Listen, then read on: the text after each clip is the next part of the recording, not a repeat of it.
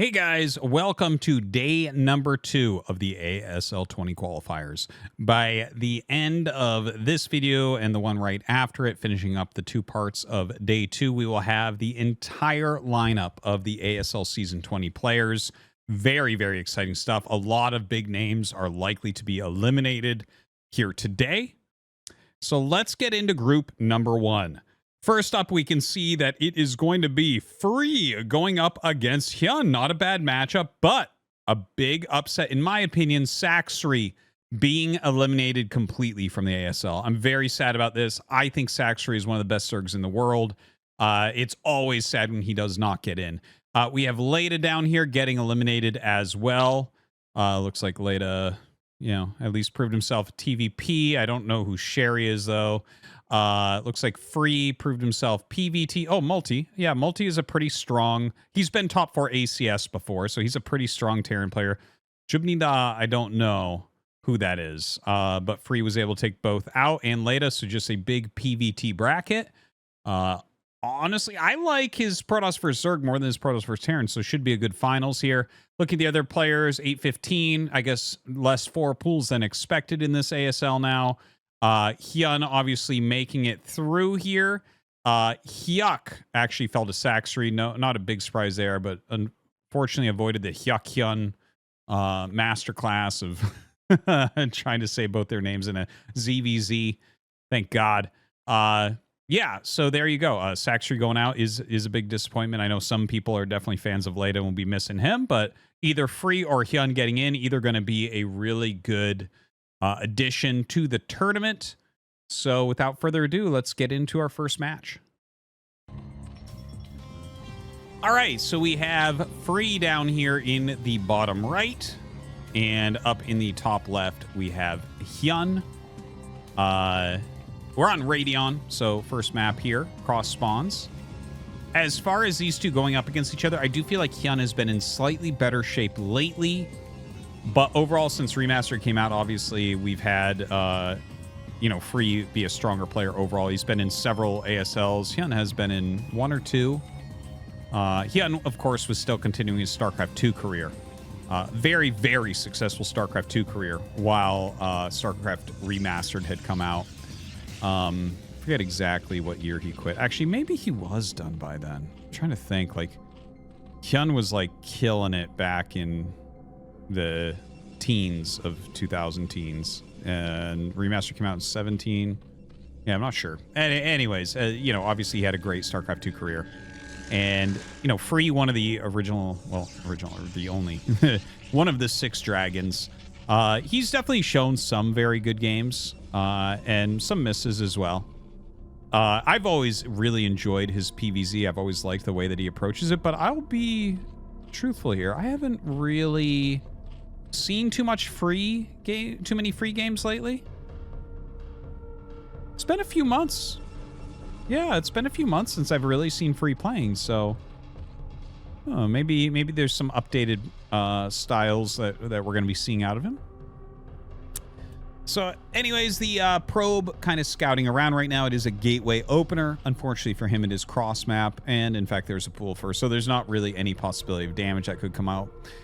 Drone being hidden to the side, he's only going to bring it down in time to make the hatchery, so there's no probe block, or very little probe block possibilities here. The probe going to pass the drone going to the top left.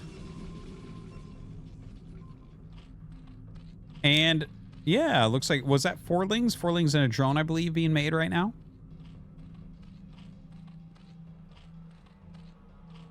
So, a few lings going to start popping out here, and we'll see if he gets anything done with it. I think it's mostly going to be chasing the probe away.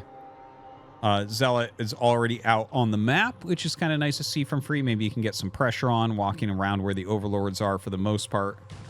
See him heading up to the north there first.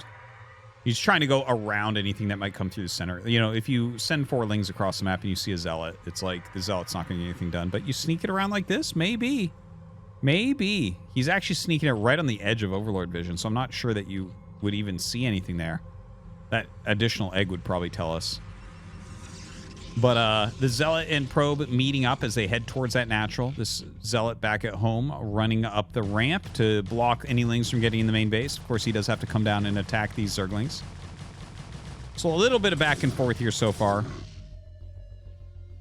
There is a, yeah, up here in the middle line, there is the Probe plus Zealot. Holding that ramp a little bit.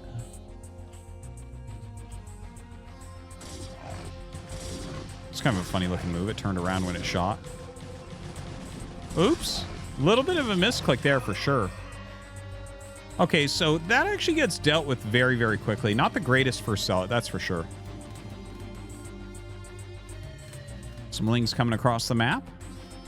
See if he has anything else interesting popping out. Stops his mining, so Zergling speed on the way. Hyun might turn on the aggression here. Kind of looks that way.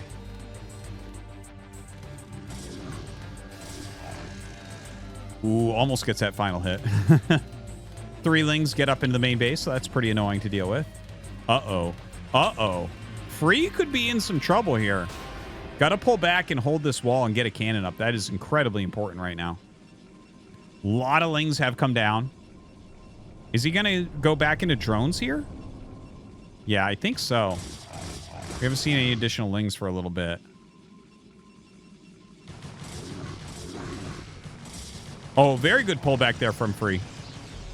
Cannon being made. He is working on this gateway right now.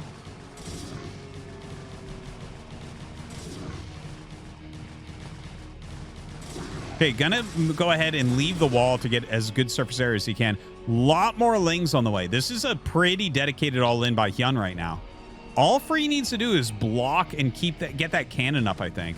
Okay, so 2 Lings actually come down from the main base, and he's way too far out in the front. So those 2 Lings are actually basically canceling this. Gets through, cancels the cannon, a lot more Lings. Suddenly this becomes like a war that Hyun absolutely can win. Like, you really need that cannon up to hold. Gateway almost gone. You have to flood probes behind this and not let Lings through. And they're going to get 6 surface area. That was not a good block. Okay, the beginning of holding this was really, really excellent from Free. But the fact that he did not have probes down here once he saw the amount of Lings to cover up the gate, that's it. That's GG. Game number 1 going to go to Hyun. All right, we are getting into game number 2 now. And we have Hyun in the top right of Metropolis, Free in the bottom right. I'm pretty surprised that he didn't just completely flood behind the gateway, because when they're gonna break the gateway, you simply need a wall that allows your cannon to get warped in. Like, you just need something that's very hard to click through, and he just had like kind of a cloud of probes and Zealots. Like, if the target is going to be attack move into Zealots, yeah, the cloud of probes around them is really good, because it kind of lets them get to the Zealots, kind of not. You know, lots of damage can be dealt by the probes, but when they have a very specific target behind, you really need them lined up, and we just didn't see that. So an overpull will be the opening here for Hyun. Of course, leads 1-0. Free going for the gateway expansion once again. Guys, I hope that you are enjoying the ASL qualifier cast. Of course, the actual ASL, I don't know if they actually gave the proper... I know when it is. The proper announcement, I'm not sure if they brought out the exact days, but obviously it's very, very soon as these qualifiers are going through. So big thanks to everyone who supports StarCraft and enjoys the ASL. Thank you for watching the qualifiers here on ArtosisCasts. Yeah, please do subscribe. Hit that notification button and all that. I have a new cast every single day. Thousands and thousands on the channel. It's about 5 years almost of just steady every day having a minimum of 1 game. So yeah, plenty of StarCraft for you. And since StarCraft never, ever, ever gets patched, every game is evergreen. Right? Like, you can watch any game from any moment after the year 2000, and it's like, all right, well, there are lessons to be learned here. So anyways, we have the probe coming up for the scout, and third hatchery looks like it's about to start. Hyun bringing the probe back to the ramp to try to or the drone back to the ramp to try to block this, and great block. Kind of alley-oops the kill there. A few more Lings coming out. This first Zealot gonna have a hard time.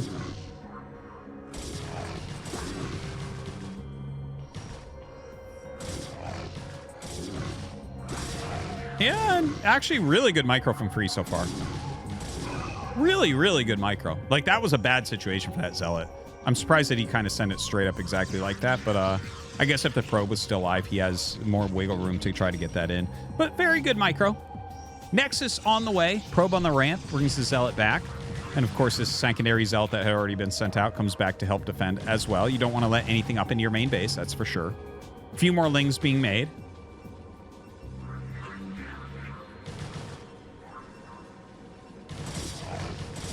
Ugh. Yeah, got to pull that back. Very, very important to kind of stutter step or kite back, however you want to call it there on the Zealots. The Zerglings just attack so quickly. You can't just let them stand there and take hits. Now, it brings the Zealots up to hit these lings. There's actually a lot of lings on the way, like quite a few more. Just 9 drones. We've seen a lot of games that were kind of just like Zergling floods so far in this ASL qualifier. Oh! Wait, no. We can't have 2 Zergling floods and one of the 6 dragons. That is not correct. That is not what we want to see.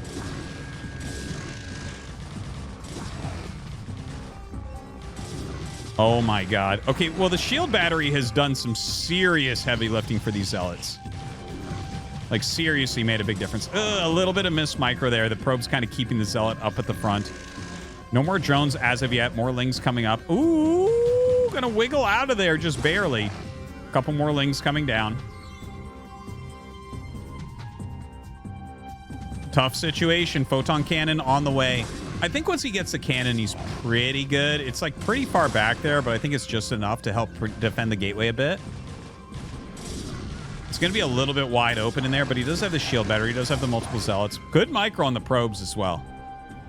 20 probes to 8 drones. Definitely looks like a doable hold. But there are a lot more lings flooding out.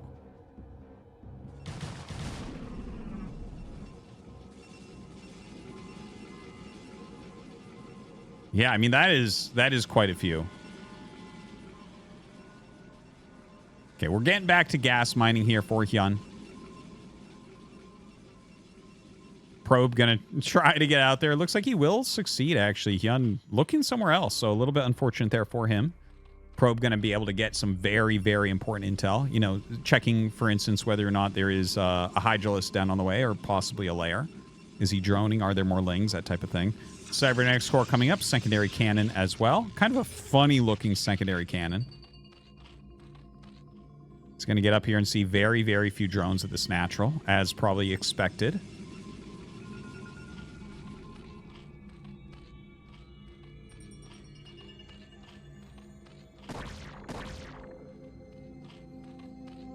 A little bit of harassment with that probe. Hyun doesn't seem like he wants anything else cheesy to happen. He's droned up pretty heavily. You know, he was at 9 for a while, getting up into 20 for a moment at least.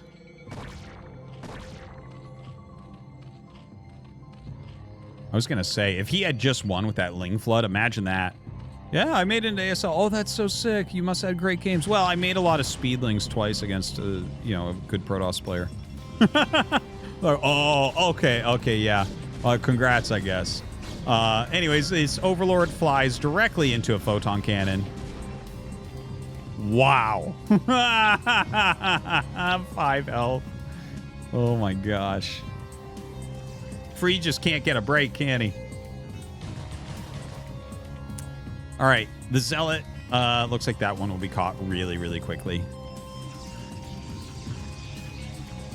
Few more gates on the way. Notice no Stargate, so there's not going to be a Corsair to knock that very hurt Overlord out of the sky. Instead, he is going up directly into Zealot legs and a lot of gateways. So what Free is going to try to do, this is kind of an older style, and in fact, we've seen things like this anyways against some of these builds occasionally.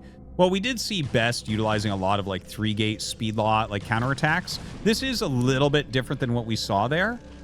Because it was a very late like layer, and he doesn't actually, I don't believe he actually saw the Spire. He's going to try to get out there and just put the pressure on. And with the Zealots, that makes a lot of sense.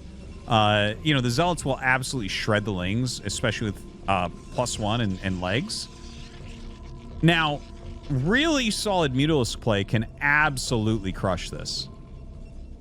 And in fact, the timing looks to favor Hyun. I think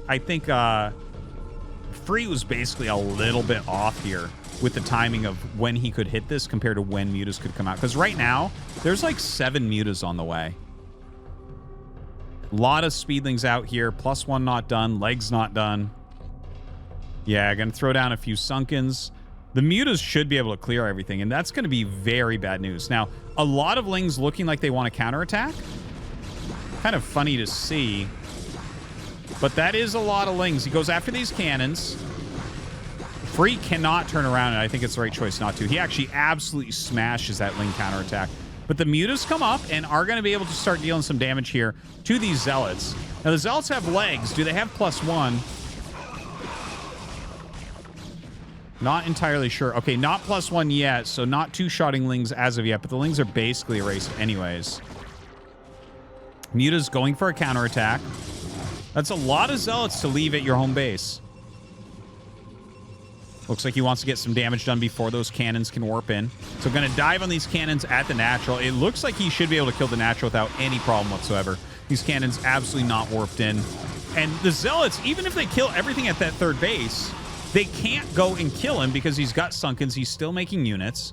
And of course, the mutas could fly back. So overall, like 1 base Protoss against 2 base Zerg is as bad as you can get.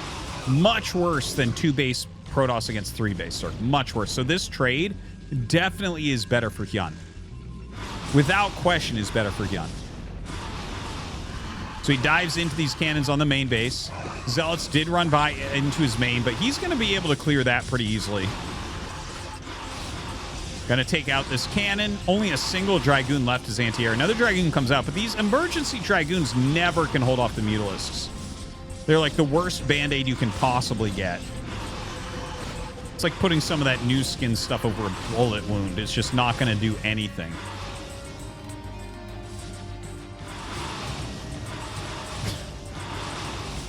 Like, seriously, those goons. Oh, man. More mutas flying in with these lings. And I think that's basically just it. This is like way too much damage. There's no way to save that natural nexus. All the probes are going to start falling. It's like, yeah, you could make a few more goons, but the goons aren't going to do anything. A couple zealots try to go up here. Nice drone block there. Yeah, I guess 1 gets through, but he can kill that with workers anyways. The mutas just don't have an answer at this point. I feel like Free just misread the timings on this. The layer, I think, came up quicker than he had anticipated.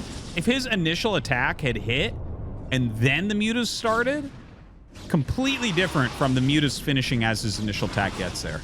Gives him time for warp-ins, gives him time for additional damage. Instead, everything falling apart here for Free.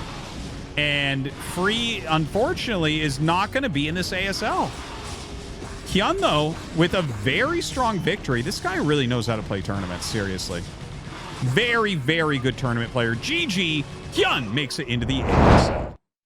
All right, we're jumping over to Group 2, and damn, is this an interesting one. A lot of fan favorites in here. First off, we'll talk about the finalists. It's going to be Yab, who has been a very strong player for quite some time now.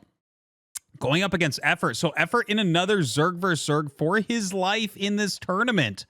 Kind of crazy. Yab is one of these new young guns, so it's going to definitely be a dangerous one. Now, looking at some of the other names in here, first off, what pops out to my eye is DeWalt. One of my favorite players to pay attention to. The strongest player outside of Asia right now. DeWalt, and yeah, you're going to say, oh, technically where he lives in Russia is Asia. Okay, thank you. You're so great. I really appreciate that. Okay, so DeWalt took out PCS 2-1. That's a solid win. That's a solid win. And he took a game off Yab. And Yab is pro level. So, like, that's really, really solid for DeWalt. Congrats to DeWalt putting up a great fight in this qualifier.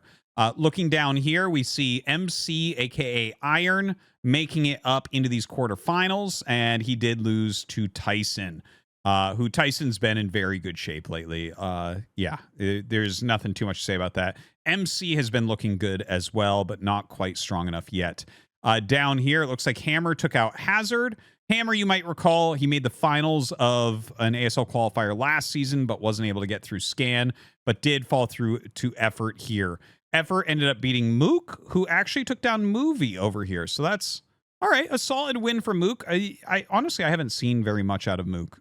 Very few of his games. So Yeah, that's a great result, a top 4. But yeah, the finals here going to be a ZVZ. So let's see if Effort can do it this time, or is he going to be denied only from Zerg players in the ASL qualifiers?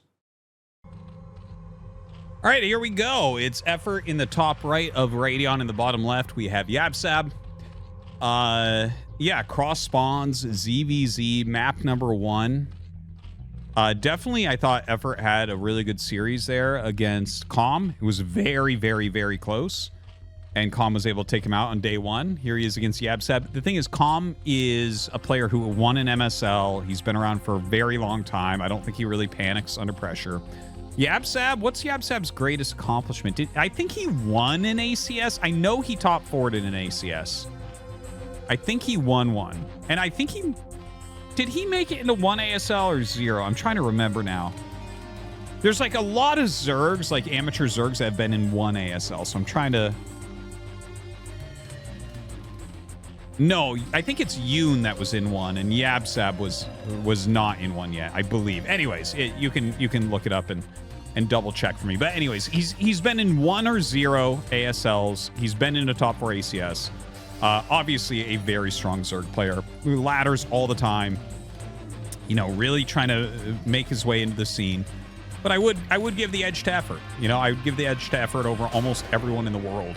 Like, all matchups almost. There's, like, a few players I'm thinking, no. Like, you know, he definitely has a few bad matchups. Like I said before, he's similar to Jaedong. So, like, for instance, against Light, I would not give him a very high win percentage.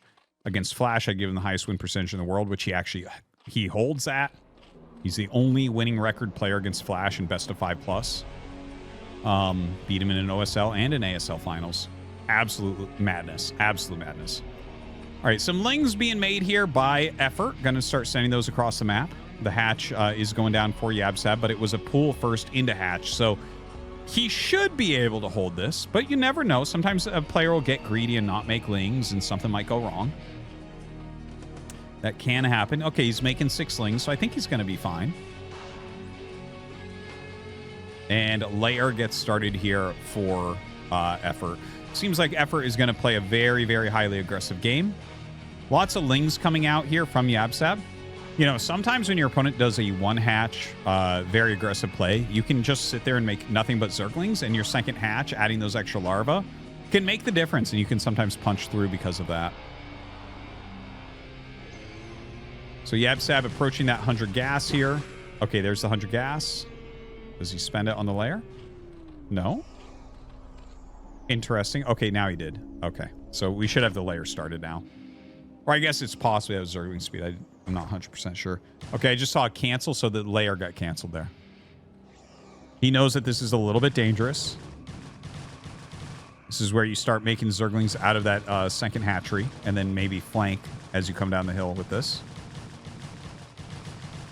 Very nice setup here from Effort. He's making it really hard to come down. Ooh, put some damage on that drone. All right, the little drill here from Yabsab, not a bad idea. More lings for Effort, though. He gets down there with those lings very quickly. The flanking lings deal a huge amount of damage, though, to Effort's lings.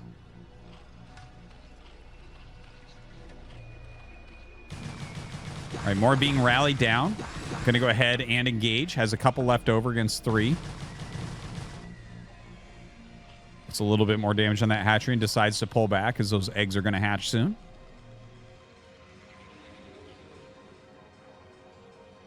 Don't forget, he's got that layer, right? Like, he's got that layer coming up. So Effort is eventually going to be able to go into mutas. If he keeps really good pressure on with the Zerglings, it's going to be really hard for Yabsab to actually get into his own Mutalisks. Yabsab is up a couple drones. The economy of Effort very, very weak right now. Yeah, his Spire is already halfway done. My gosh, that is so fast. Right, Effort pulling back with his lings as Yabsab tries the counter. Don't forget, he's got more larvae, so it makes a big difference in these situations. He can just make a few more lings, and there's not a lot that can be done about that. You have to kind of take engagements where it works, maybe go on top of the ramp, possibly utilize drones, possibly make a sunken colony.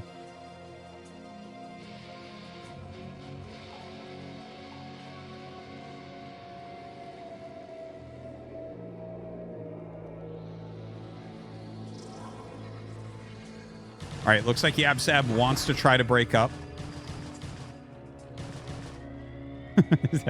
I realize how weird that sounds. It's not you, Effort. It's me. Effort's like, no, it's me, as he kills all the lings coming up the ramp. So Effort holds that off. Now, he did get a ling into that main base. The first Muta coming out here as well. He's going to chase those lings right across the map. The Evolution Chamber is absolutely not ready as of yet. He's going to have to start a couple creep colonies right away. But even with creep colonies here, like, oh my gosh. Yeah, like, they don't cover everything. That is a crucial thing to remember. You actually need, like, you need 2 to cover all the mineral patches, and you need, you know, you might need 1 for the gas. You might need 1 for the other side of the hatchery. Like, you can get a lot of damage done with this type of thing. And in fact, there's another way to play where you just stop lings from rotating between the main and natural with mutas, then kill the natural with lings. And we might end up seeing something like that as well. See where he's hold positioning that?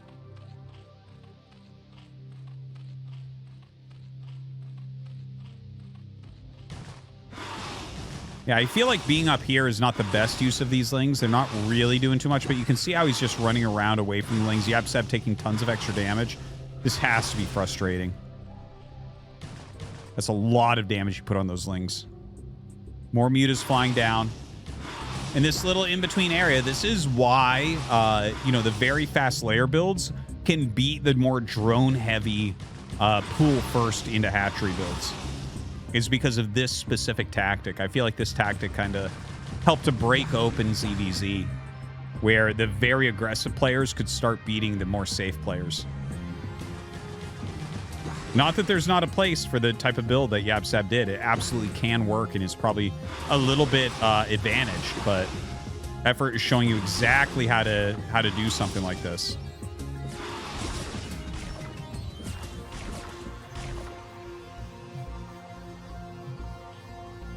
Yeah, it doesn't quite have the ling advantage at either location right now. Starts to go after that spore. Yeah, just going to dive on the spore. This looks to me like it's game effort now. That spore was the only thing holding together the defense here. There's another one trying to be made, but not a whole lot you can do. He cancels it out with those Zerglings. The natural is basically dead. He can kill the overlords if he wants. Like, I guess the Spire should be finishing up in the main base of Yabsab, but, like, he's just so far behind. Just so far behind at this point. Oh, that's funny. Maximizing damage out of the Scourge onto the overlords. So massive supply block on the way. There it is.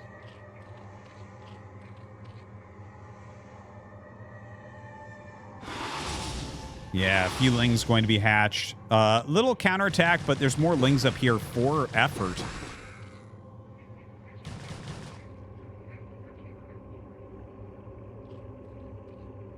I think we're going to be seeing GG in a second. Effort is down to 6 lings, but it's 11 of 9 supply. GG, Effort wins game.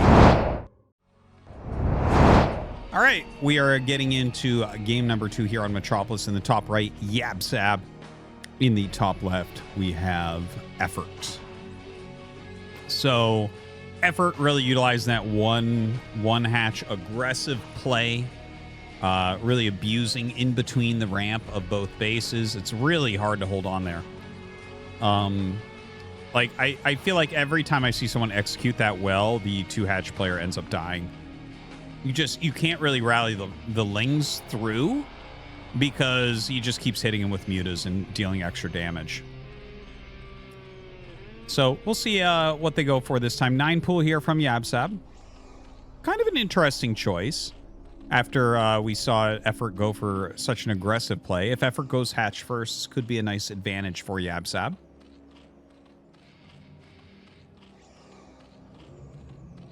Overlord pops. And yeah, it does look like it's going to be a hatch first. Sends that drone down. All right, maybe Yabsab gets some damage done with this 9 pool. His gas is on the way. I tell you, ZVZ is a pretty unforgiving matchup. It's like, definitely you look at this and it's advantage Yabsab. And, you know, you just have so little to work with. Things like the build orders or small executional errors are really going to cost you in this matchup more than any other. So we have 6 slings on the way. Pool on the way there for effort.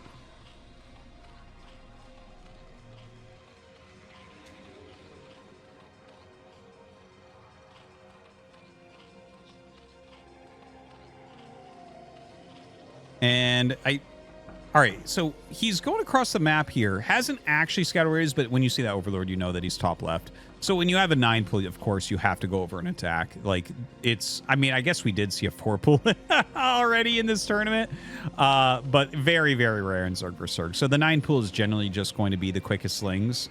And if you make 6, it's like, yeah, they're just not going to have more than 6 slings when you get there. It's basically impossible. So gets up here. Drones coming down to help fight. You generally do have to pull your drones in this situation. But you need your lings to come out and help fight as well. And he hasn't done that. So Effort is trying to hold this, it looks like, with just drones. I think he has like 7 drones here. And they're not really doing very much. Or he loses 1 but kills 1 ling. Ugh. Okay, so this game is going to come down to a counterattack.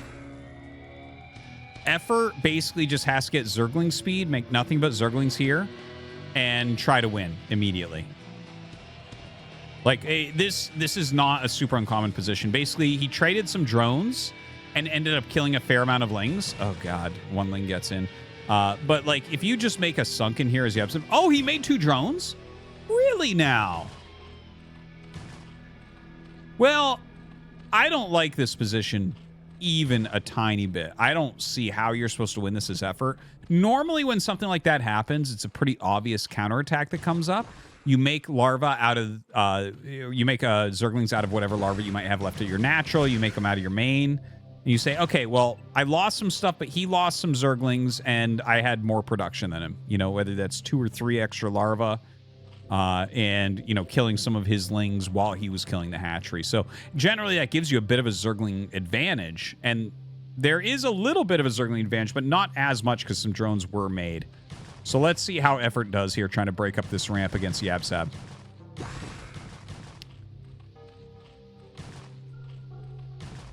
Ooh, a little counterattack there by Yabsab as well. Trying to break through. Very good concave here from Yabsab.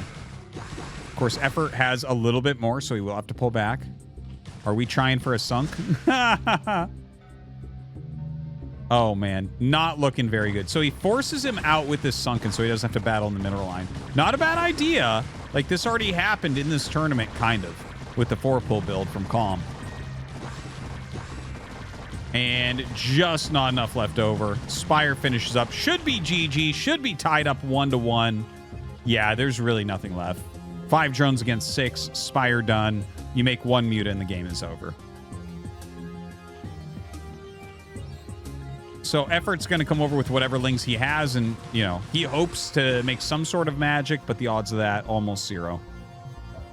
Brings another drone as well. Why not?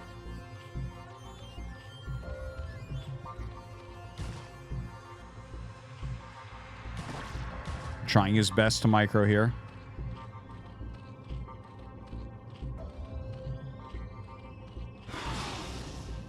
Gonna just sit for a moment while he builds up some mutas. Kill this Overlord. What are you gonna do? Build a spore? Like, come on. All right, we're gonna see GG. This is painfully obvious as to what's occurring. GG. And we're tied up 1-1. All right, we're on Polestar for map number 3. We have Yabsab in the top right and Effort in the bottom left. All right, who is going to take it? It's so hard to say in Zerg vs. Zerg. It is cross-spawn, so maybe that allows for a little bit more play if you get the bad end of a build order.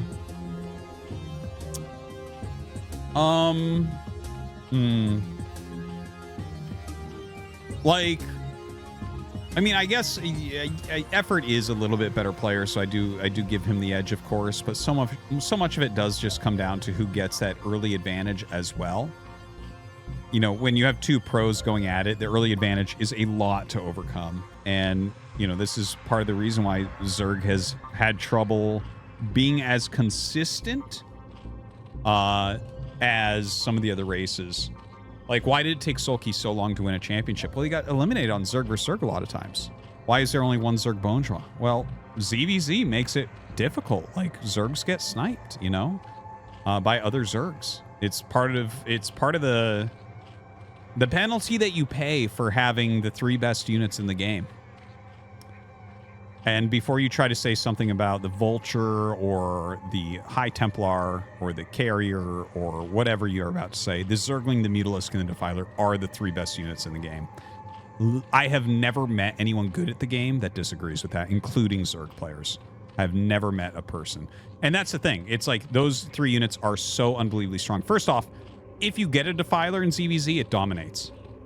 Defiler literally dominates against everything in the game, but it's Hive Tech. The Mutalisk is the most meta-shaping thing that exists, and the Zergling, most people actually consider the Zergling the strongest overall unit. It's just so fast, so cheap, so strong. So, and that's the thing. Like, the Muta and the Zergling are enough that it just throws ZVZ on its head. Like, you can just kill your opponent almost instantly. It's not because other Zerg things are bad, it's because those Zerg things are so good. All right, so both players going for expansions in this cross-spawn game. Hopefully we have, you know, maybe we can get up to 60 supply. That'd be kind of sick. How fun would that be? A Zerg vs. Zerg that actually ends, you know, after double-digit mutas. Kind of cool. I like it. So the hatch going to be finishing up here for effort. Yeah, just popped open. Yabseb's, of course, just a little bit quicker. Effort trying to sneak in with the link. Oh, he just wiggles right in. Just barely. Gonna go up and see, of course, the layer is already morphing. There is speed on the way, but he can't tell. The Zerg buildings, other than when they're morphing, do not show whether they're building anything. Ooh, he got a drone with a Ling? Yabsab. Okay, so Yabsab might be panicking a little bit. He's 1 game from ASL against a Legend. Because that doesn't sound right to me. 1 Ling gets in and you lose a drone. That is not realistic. We watch people against 4 or 5 drones lose 0 Lings. Not that that's super common, but like that's the type of level of micro that you could theoretically bring. And to lose 1 drone to 1 Ling is like, oh man, what are we doing? A lot of pressure right now. Sunken is up here. So between the Sunken and the Lings, very, very difficult. One little thing to note, Sunkens have a base of 2 armor. So if your opponent is mass linging and attacking into you and you have a Sunken in Lings, you want Lings to be hitting the Sunken. So you want your opponent's Zerglings to be hitting your Sunken. So you don't want to fight completely in front of it. You want to fight next to it. So part of the surface area is Zerglings hitting a Sunken. And that's going to reduce the amount of damage that they're taking. Or, you know what I mean. Like, reduce the damage output of your opponent.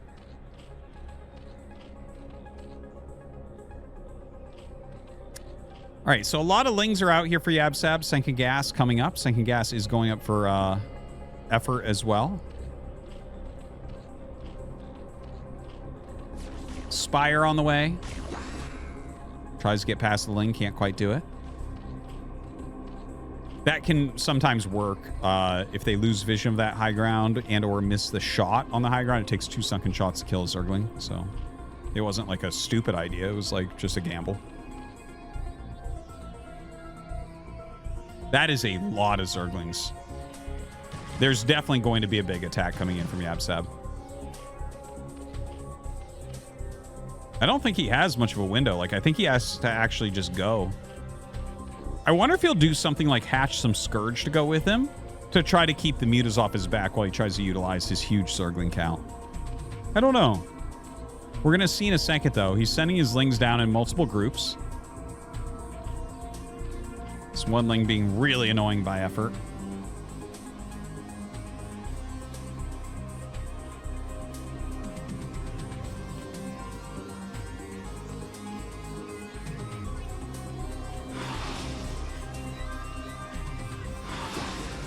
All right, picks off that Ling finally with the Muta. This is like very, very calm play from Yabsab that I didn't really expect as much. With the amount of Lings he made, I kind of feel like he should have pulled the trigger, but I actually really appreciate when players aren't forced into bad moves as well. Now, I'm not the biggest CVZ expert, but I would imagine Yab here definitely thought about attacking because he had so many lings, but maybe looked at it and said, okay, we're gonna wait for the right moment, right? Maybe it's a Mutalisk battle and my lings counterattack, and maybe that can make a difference. +1 flyer carapace on both sides. It looks like they're exactly timed out. That's really, really important. The +1 flyer carapace reduces damage by 3 by every Mutalisk attack. That's because, of course, the glaive bouncings. It does 931. So that armor is huge. But actually, when damage is 0, it does a damage half of the time. So, yeah, I guess it's technically 2.5 damage down. Now, gonna pick off an Overlord. Very large Mutalisk swarms. You know, I never have really recognized Yab as a great Mutalisk microer. Probably just because I haven't seen enough of his games. I'm like, that's not what I think about when I think about him. Whereas I do think about that with effort. So I do wonder if we're going to see like a marked difference in the Mutalisk micro there, because effort definitely was one of the best Mutalisk microers ever. And Yab is just not a player I think of. When you think of like modern Zergs that are really good at Mutalisk micro, I would definitely jump over to Zealot first. Yab isn't really on my radar for that. In fact, I think I would put Yoon above him probably, but yeah, I don't want to overspeak on it. Some of these up-and-coming Zergs, they still need to show some more games to really zero in on their style, whereas, you know, effort, it's like, well, I've been watching his game since 2007 or something. So it's like, yeah, the last 4 years or 5 years of this guy don't quite measure up to the amount of games I've seen of him. Okay, Yab is coming across the map. Effort with more than a group, of course, Yab as well. Over 60 supply on both sides. That's a big ZVZ right there. Now, do you continue to just mass up? Do you possibly start another hatchery? Making a third base is not necessarily a bad thing here. You can force your opponent to attack into you. But with the amount of lings out, it might be a little bit difficult to cover all the locations. Love how they're picking off lings from each other, by the way, too. You're sending the lings around to try to spot everything coming in.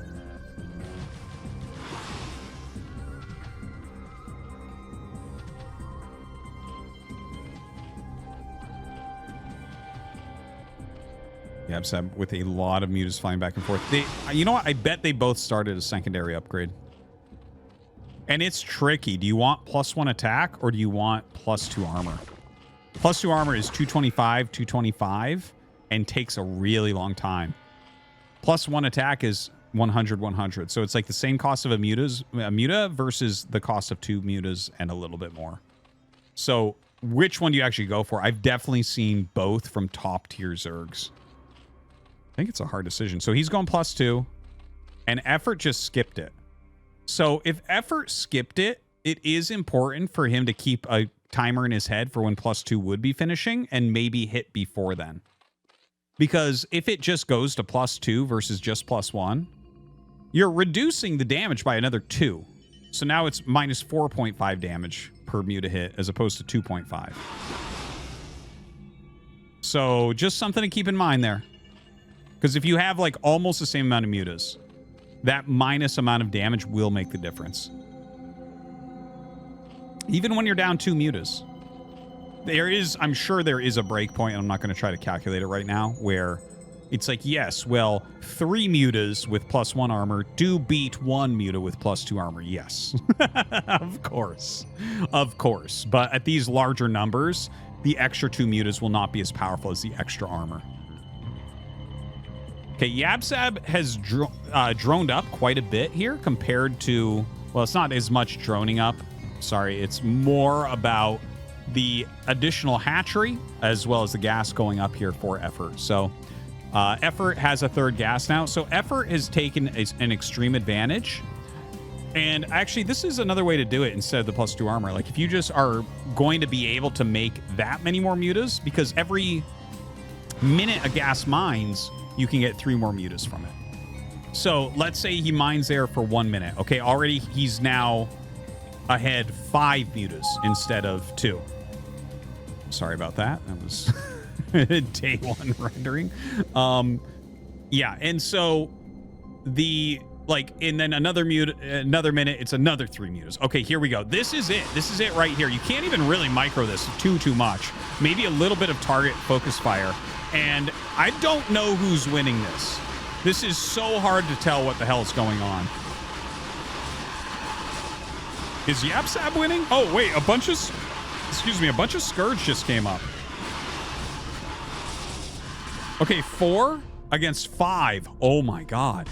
Yapsab gonna win?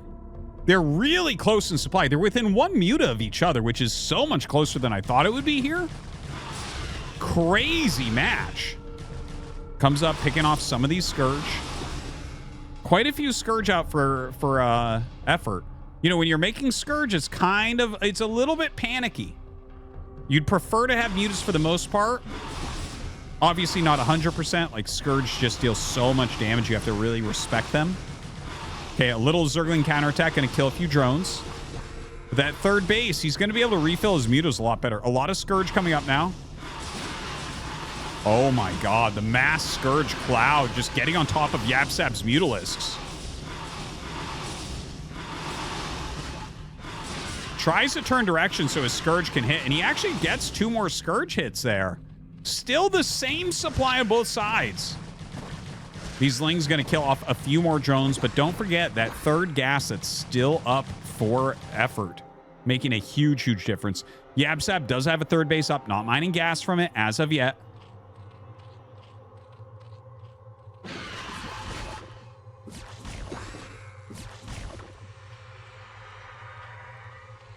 Okay, gonna go ahead and attack in. Oh, Scourge popping. Oh, 6 Scourge. And effort is getting really far ahead. GG, and with that, effort qualifies for ASL Season 20, making the tournament a lot better. We're going to head into Group 5. We're in the finals over there, and it's going to be Queen against Tobo. All right. I wanted to make sure Queen would get into this tournament. I think the tournament is always better with Queen in it. Always a contender, a 2-time ASL champion. I don't want to be too negative on Tobo, but Tobo, aka YSC, aka Hero, his PVZ is not that great. But to be honest, look at this. 2-0 Zealot. That's pretty strong. That's pretty good. But Zealot is so aggressive. I'm sad that he's not going to make it in because I think he really makes the tournament a lot better. So good job on Hero taking him down there, or Tobo. I think Queen is going to probably be a much harder match since he doesn't just play pure aggression. Let's take a look at the rest of the bracket. Zealot took out Ride Sky. That's too bad. Ride Sky got to the finals of a qualifier on day 1 against Stork and was unable to do it. Zealot is a bad match for Ride Sky. When you look at the way that they play, Ride Sky is so mechanical, not as much finesse, and Zealot is like the best aggressive Zerg. I would say especially against Terran. That's like kind of his specialty almost. Look at the rest. Oh, Ruin. I actually don't know who DY is. Yeah, I don't know who that is actually. That's interesting. He 2-1'd Ruin. And Ruin has been one of my favorite up-and-coming Protosses. He's like a super modern player, kind of like Motive, where it's like, yeah, this is probably the future of Protoss, the way that they're playing right now. Really cutting edge of the meta game and everything. So I'm sad to see Ruin go. That's unfortunate. I would have liked to have him in this season. And yeah, that's basically the good players that we're looking at here, the well-known players that we're looking at. So Queen versus Tobo. Let's see who gets in from Group 5 on day 2. All right, here we go. Game 1, Queen in the top right here. And in the bottom right, we have Tobo as Protoss. So, yeah, I don't want to be too much of a Tobo hater. I really don't. But yeah, I mean, we saw his Protoss versus Zergs yesterday. It was pretty mistake filled. It was pretty non-intuitive. Like it didn't feel like there was a lot of star sense there. It didn't feel like it was an ASL level game, that's for sure. It did not look like those things. And you know, I hope him the best and to put out some good games. But yeah, Queen, in my opinion, going into last season, was the third strongest player. Like that's kind of where I ranked him when I was casting throughout the season. And he ended up losing to Best. So actually he could have been the third strongest player, and we can't really tell because Best got second. And Queen brought him to the limit. Like, it was a very close match, like 4-3 Best, right? So I think a pretty accurate analysis. Queen, I haven't seen actually as many games since that last ASL season to now. I actually haven't seen many Queen games. So I don't have as strong an opinion on where he's at right at this moment, right? A few months later. Because people go in and out of like heavy practice and stuff, so it's a little bit hard to say. Going ahead and taking that third base down like as is natural, basically. Nexus first from Tobo, and he'll go into a forge from here, of course, and start his scouting. Spawning pool coming up for Queen. Kind of an interesting third base location that he's shown us there. To take that first. We've seen it a few times. In fact, we saw some counterplay being utilized, right? Like Sulky started doing that a little bit so that you can't cannon rush him. And then Snow tried some counterplay and it didn't quite work, and maybe cost him the series and maybe the tournament in that round of 4 last season. So it's been an interesting development, to say the least. Cannon gets started immediately. The drone tried to slow it a little bit, but there's nothing coming. Tobo doesn't know that yet, so he does have to be really careful about that. That is so annoying. Cannon will actually take a very surprising amount of damage from that. If you just leave the drone on it. All right, he gets probes back, so that's not going to happen. But it did force him to bring up another probe, which is kind of annoying. So Tobo going to go up for the scout. I tell you what, I'm sitting here, and I'm hoping that this is not some sort of like just mass zergling play. We've seen a lot of mass speedling having a great effect in these ASL qualifiers. So yeah, really hoping we actually get up into a nice big macro game. That would be a lot of fun. Tobo did, of course, fall to a zergling rush in day 1.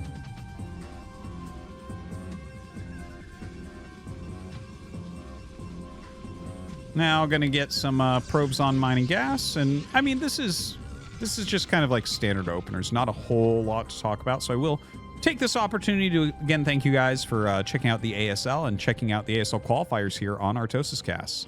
Ooh, 3H Hydra. A big thanks to all the supporters, whether you support through subscribing, just watching daily, liking the videos, leaving comments, or even through the Patreon. At patreon.com/Artosis. So big thanks to everyone who has done that.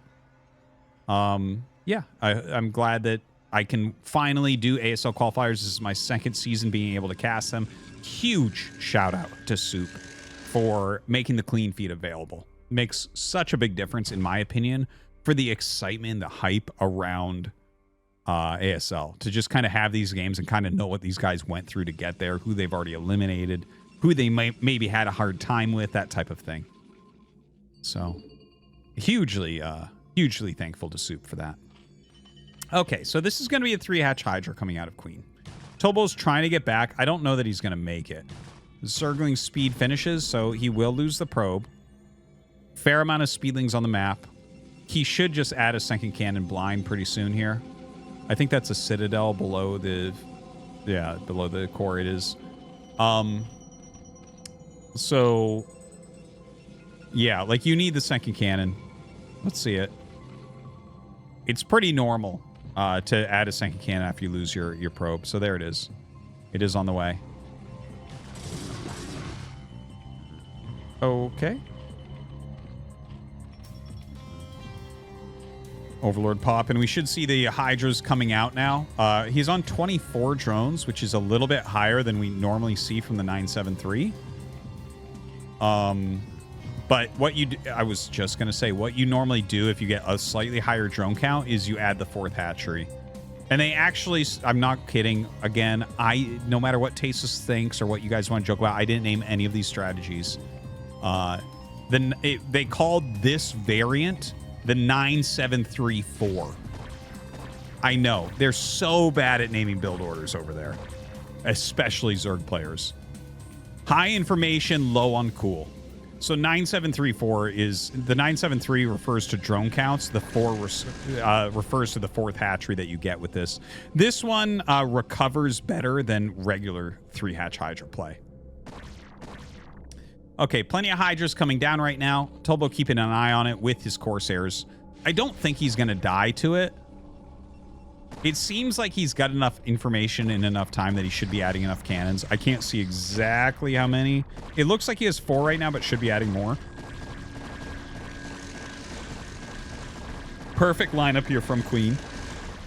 Looking to get rid of the wall.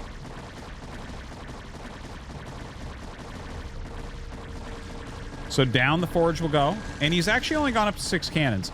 With the entire wall down and this many speedlings as well, there's a little bit more potential to break it, but he's not going super heavy all in. As you can see, more hatcheries are being made. There's an evolution chamber. It seems like Tobo's dealing pretty well with it. Like, he's a little bit lighter on cannons than what I would think, but this is one of the places where I definitely have a hard time in my commentary when I'm alone. I'm like, oh, is that enough? It's like, it looks really borderline. Like, my gut is it's just short, but Tobo's a Protoss Pro, so maybe it's exactly what you need. Because, like, sometimes you'll see people like Bisu, and you watch the cannon count, and it might look a little bit off, but it's, like, literally exactly on the line, allowing him to get as many gateways as possible. So that's what I wonder when I'm watching this right now. And it's, I think he probably nailed it. All right, another macro hatch. I did like the double forge that we saw there in Tobo's main base. When you lose that first forge, you know, you throw up the double forge afterwards, and you're actually going to have 1-1 at a very nice quick time. And 2-2 coming up, or, you know, it could be like a 1-2-1.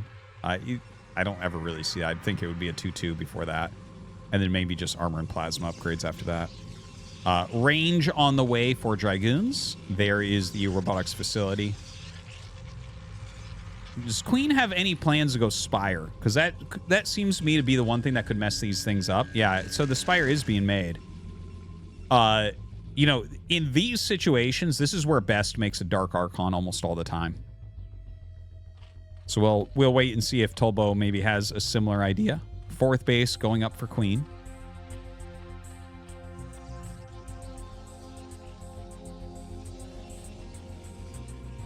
Additional gateway.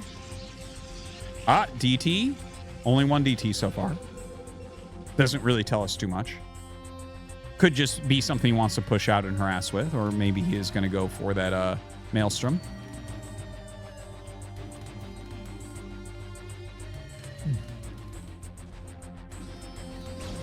All right, he's going to clear one of these cannons, start clearing the eggs as well, make it a really nice path out of his base.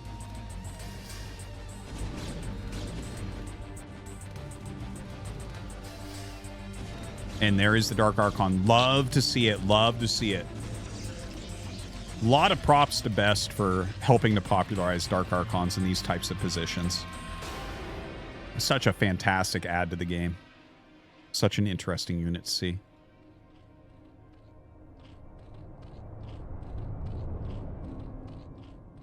All right, mutas are being hatched. Maelstrom costs 100 energies at 80, so he'll have that right after the mutas get there, I think, if the mutas make a beeline. But he might just group up the mutas for a moment and then go down. We'll see. Okay, so beeline coming down. Yeah, Dark Archon getting very close to the energy it needs.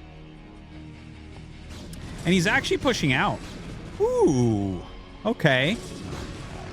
The muta's going to try to counterattack. 5 are going to one-shot probes. No cannons! None! 0! Oh, man. Is Tobo turning around? Dark Archon is turning around. Psystormer is turning around. He's got more than enough energy for that. A lot of damage being dealt by these mutas. This is brutal. This is brutal. Okay, he does get the Maelstrom. Gets a good Psystorm. He's going to miss 2 of them dying. Oh, no. He uses second Psystorm. Okay. Well, I mean, that was a little bit expensive to get rid of 5 mutas, but at least they're gone. And he 50 probes is still very macroable on 2 bases, but he did lose quite a few. Could have been in a slightly better spot. Tobo now continuing to move out. That 4th base, I don't think has much defense. Does he know it's there? Yeah, it looks like he does. Sending his army up. This 4th base is gone. All right, Tobo's actually put out a pretty strong game here. Definitely some improvements from how he was playing yesterday.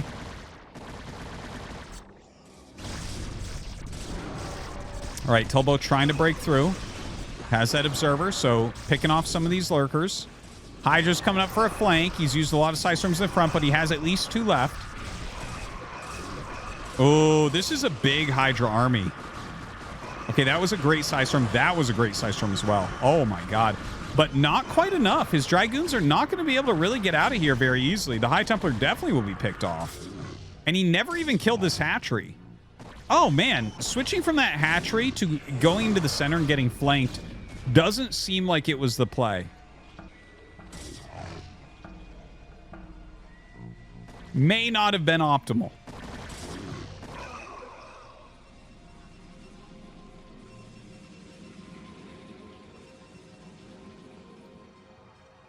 Was that 10 gates? I'm sorry. I kind of like, my eyes glazed over as we went over the gateways because I'm just used to like certain counts, but was that 10 gates? I'll try to count next time we take a look. Almost enough for another Maelstrom. Of course, Maelstrom can be useful against the Lurkers, against the Hydras as well.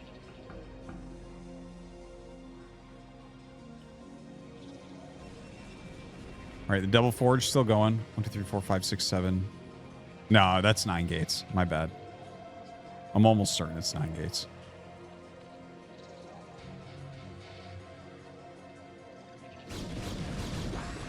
All right, Tobo's standing on the other side of this bridge. He hasn't actually made the Nexus yet. Down comes some Lurkers with these Hydras. Where will he utilize that Maelstrom? He's got to use it. Okay, he does use it up here to the north a little bit. Throws a Psystorm down as well. Queen just kind of attacking in and finding some great success.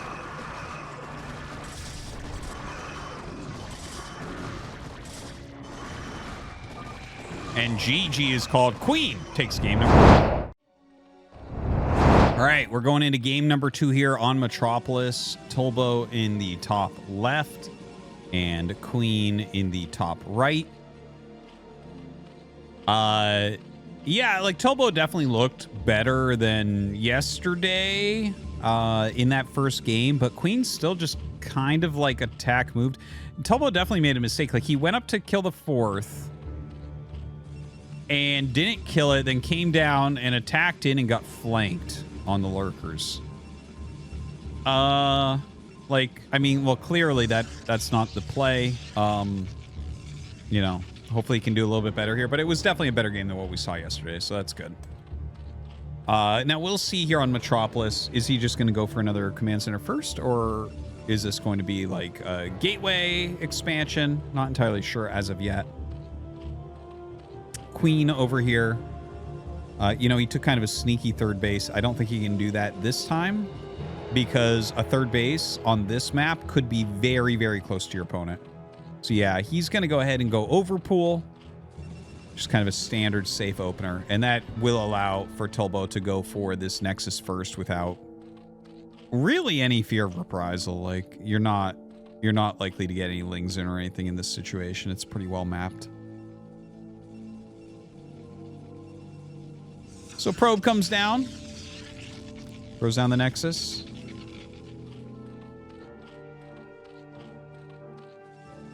And of course, he'll want to throw down that Forge as well. This is like the older version, the 1111. Rain, the first time I saw this particular build, Rain did this in KSL. So that was like 2018, maybe? 2017, 2018, somewhere in there. And I remember Tasteless being really surprised. He's like, oh, wow, look at that. And the timing was just right. But the funny thing is, you're cutting like a fair amount of probes to be able to do this. But, you know, having the second Nexus up to make more probes, but then also to have a better saturation rate per patch. You know, the first probe on every patch, mine's the best. And it goes down from there. So, yeah. Cool to see from Tobo. I've seen many more Nexus first on 12 against Zerg lately, and I'm not sure about the exact differences in timings between all those builds. So some Lings coming across. He's trying to slow them a little bit with the probe. Extra probes coming down to hold the wall. That's what we need to see from Tobo, which we were missing previously. The attack that you see there is to hold position. So the probe attacking that gateway, there's no hold position on the command card for a worker because they have gather and return resources. So they had to take things off of the command card of a normal unit, and they have build and build advance, right? So it's a cramped one. There's no patrol on it either. But if you select it with another unit, you could patrol it or you could hold it. Now, since Protoss has no other units at this point, there's no hold position till a Zealot's out. You could hold position then because you... Oh my god. He gets 3 Lings in. But anyways, so what you do is you attack, and then it won't move. Yeah, it won't attack the Zerglings, but at least you know it's not moving anywhere because it's on a command that it can't disobey. All right, so 3 Lings get in, 1 probe already falling, unfortunately.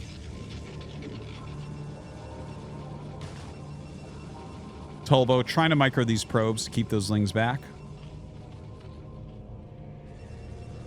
Queen does have that 3rd hatch up down at 9 o'clock. Another probe goes down, another probe goes down, and nope, not another.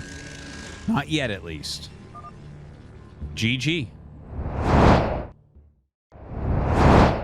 You know, I don't think Tobo's gaining any fans this ASL. That was no GG, just exiting. I can feel the frustration in him just dying to like 3 Zerglings running past a cannon.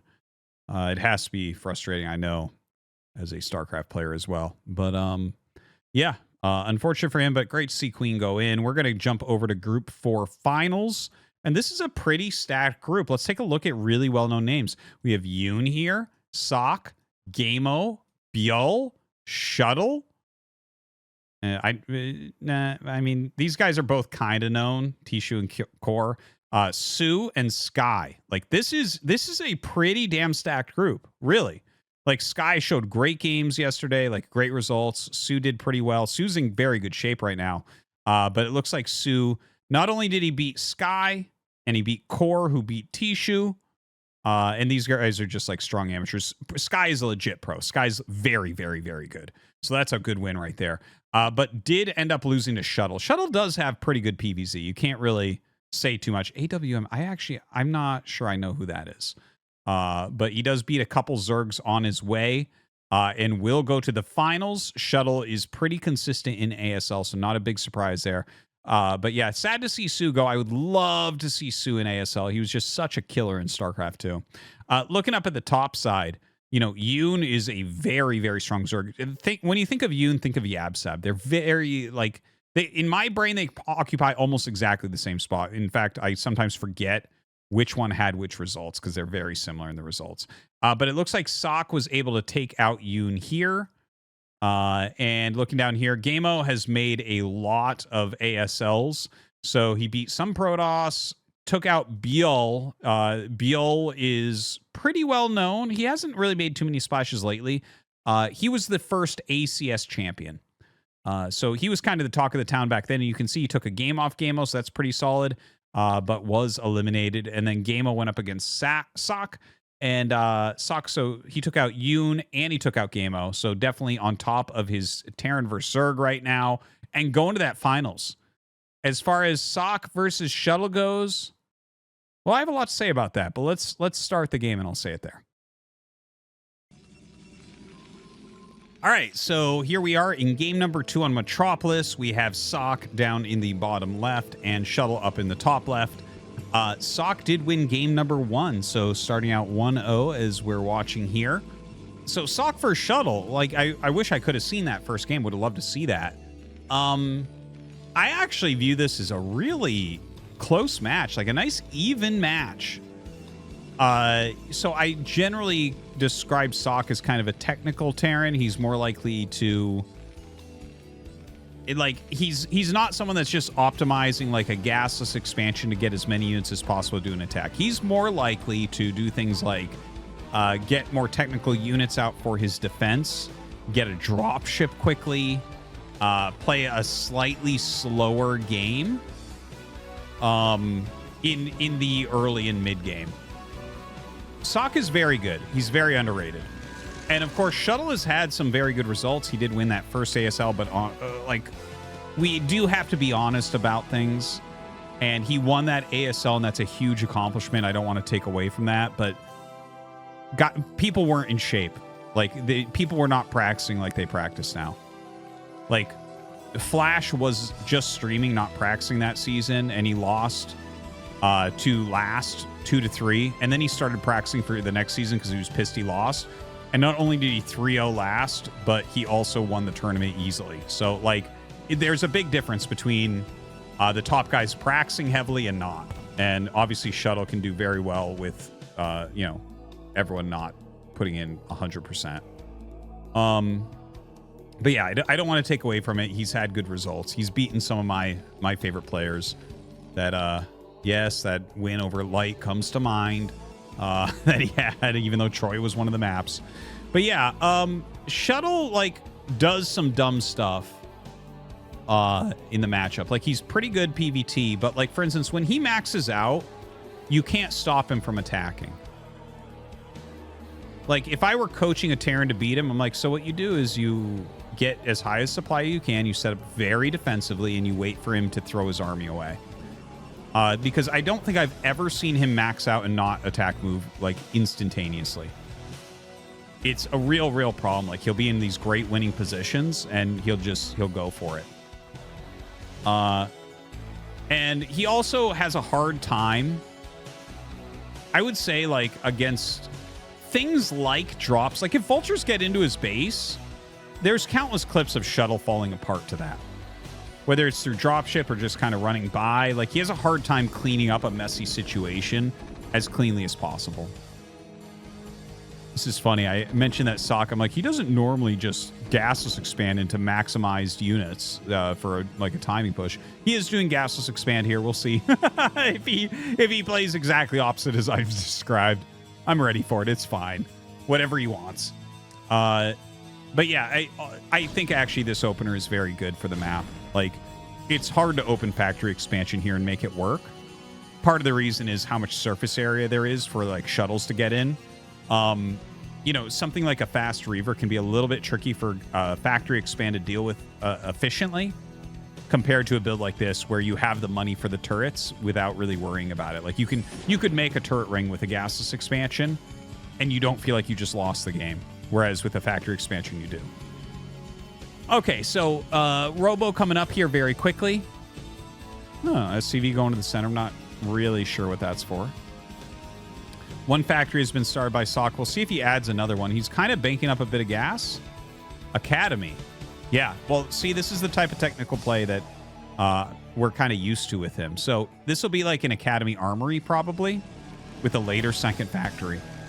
So he's kind of like, he's like, okay, I want Scan, I want Goliath. He's giving himself a big toolbox. That's a good way to put it. Because I call him a technical Terran. But, like, yeah, it's kind of like he gets himself, like, a lot of tools to use. Wow, that was really good pro blocking for a while there. Gets up here, though, and does scout that it's Reaver Tech. So when you see the Reaver Tech, you can actually skip adding the comsats for a little bit. And look at that. See, he's got a starport on the way, too. Wow. Wait a minute. Academy starport. He started the starport before he saw the Reaver Tech. Oh, I'm getting some chills. This is very cool. This is very cool. So this is not at all common. Wow. Okay, so with a gasless expansion to go into this, you could actually be weak against Dark Templars.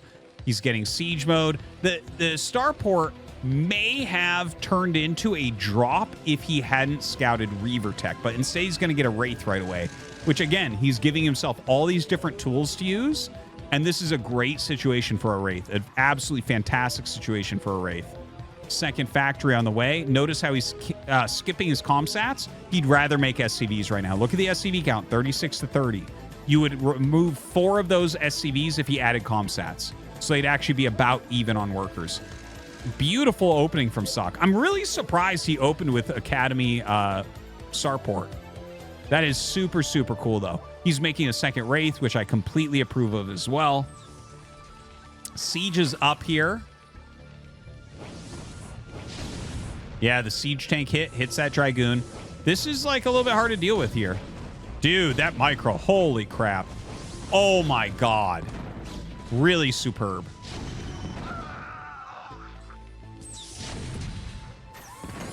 That was excellent control. I am blown away.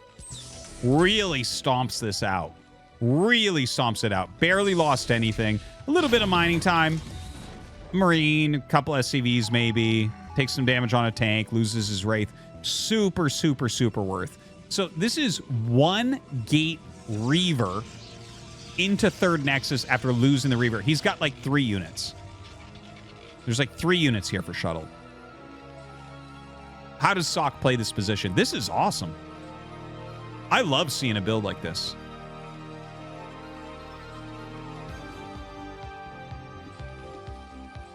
Observer coming down for a scout. I believe there's only like 3 factories right now. Third one on the way. Wow. Great pickoff there. Uses those Marines to make sure he gets the kill. Really, really great pickoff. Some vultures look like they're going to go out and try to get some scouting done. Dude, this is beautiful from Sock. I'm getting chills watching this. Like, I love this type of play where it's so much. It's like, okay, this strategically, this is really well thought out. He's given himself tons of options. He's making really good decisions. He's backing that up with good micro and macro. Just some really top end play here from Sock. Now he loads up the two vultures that have speed. So he has a siege tank and 2 vultures with speed in that. He's picking off another observer, rotating around with this dropship. The Dragoons are trying to catch a dropship. The Shuttle's kind of guessing where it might go, and he's guessed perfectly here. Really superb. Really superb. Dude. Oh my God. Sock was not ready for that. I would be so angry, but that was just great play from Shuttle. I can't believe he got into that position. He predicted exactly where the dropship would go. Really, that's some star sense right there. Hats off to him. Okay, so right now there is a little bit of a move out. There's like 4 tanks, and I think he's got like a Wraith or something coming over here. Yeah, there's a Wraith. He's got like this row of mines. Oh my God, he's attacking with 4 tanks and 3 vultures at almost 9 minutes. Sieges this tank, which is kind of weird. Drop coming in. Let's see what type of damage this can do on both sides. It feels like Shuttle's dealing with this really well. That actually looked, for a moment, I'm like, wow, he's really giving Shuttle a problem to deal with here. And I was talking about how Shuttle normally doesn't clean stuff like this up well. That was superbly done. It wasn't as messy as some things, like there wasn't a bunch of mines there or something, but dropping the Zealots and the Reaver on top, pulling the probes off, kind of having those split, attack move with the goons, but not microing them. Really good choices here from Shuttle. Superb game we have going on right now. Superb game. Both of them at 50 workers. With how close the supplies are, it would definitely give a small edge to Sock, but it doesn't feel like this is something that will be easily driven to a victory. He doesn't have like a really high factory count. In fact, he's got a 3rd base building on location. So this is much more likely that he will be in a defensive stance. And not just that, as speed shuttles start flying around, Wraiths are a great anti-air, but they have to be in the right position. This is part of the reason why it's hard to use Wraiths in the early game against Reaver, because if your Wraiths are in the wrong spot and then the Reaver flies in somewhere else, like, yeah, they can come back to help clean it up, but it's not necessarily as good as a turret. Well, it's better than a turret. Okay, I take that back, but I think you know what I mean. Where it's like, okay, it's not there. The turret's there. The turret's there for you. The turret provides. The turret is the anti-air that stepped up. All right. Now, the Wraith, like, watch this. The speed shuttles are coming in. Where are the Wraiths right now?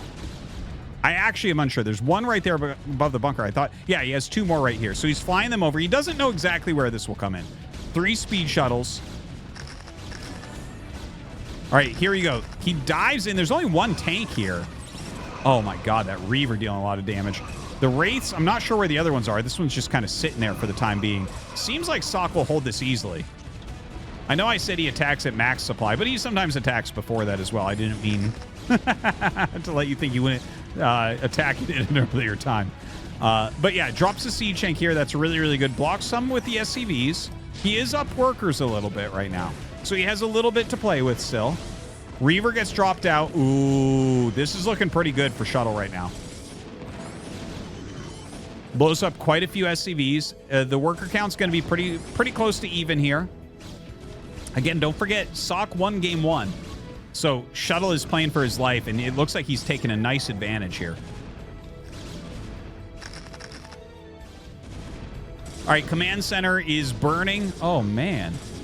I hope for Sock's sake that does not end up burning down. Definitely needs to save that. All right, run some vultures in here. There's only a couple photon cannons, so he can kill a lot. As long as, yeah, you see the vulture shots desync there, so you get a lot more probes that way.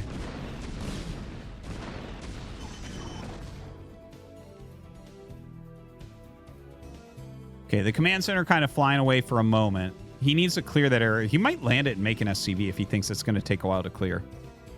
That could make sense. It's a very rare situation. Science facility finishes up, can continue forward on his upgrades.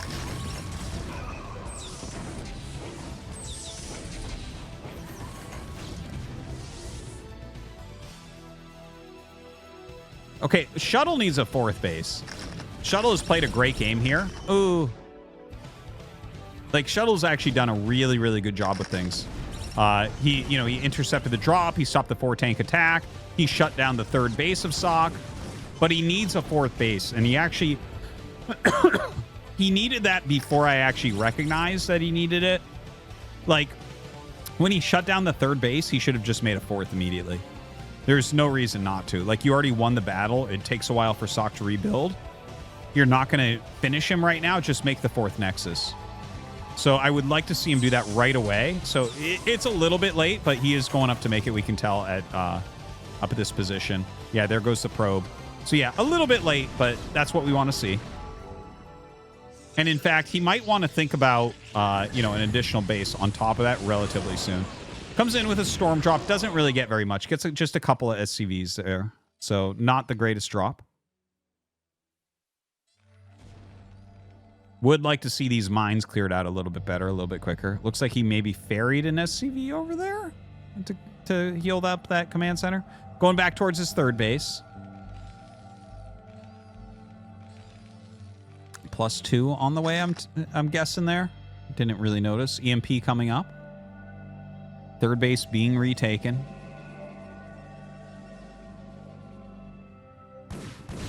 Shuttle looking like he might want to try to attack again. Not a lot of units up here. Yeah, definitely has some potential. Yeah. Sock he evacuates. Looks like he'll lose a tank, but that's about it. Good evacuation. Close to command center away a little bit so it can't be killed. Yeah, tough spot for Sock. I think Shuttle's putting out a nice game right now. I am a little bit nervous because we're approaching max supply. So, like, I think he might attack into a million mines and siege tanks in a minute here. But what he actually needs to do is make a 5th Nexus. Like, he's denied that 3rd for a long time. He's got a great standing army. He's got a lot of Psystorm, a lot of speed shuttles. A 5th Nexus is exactly the right play here.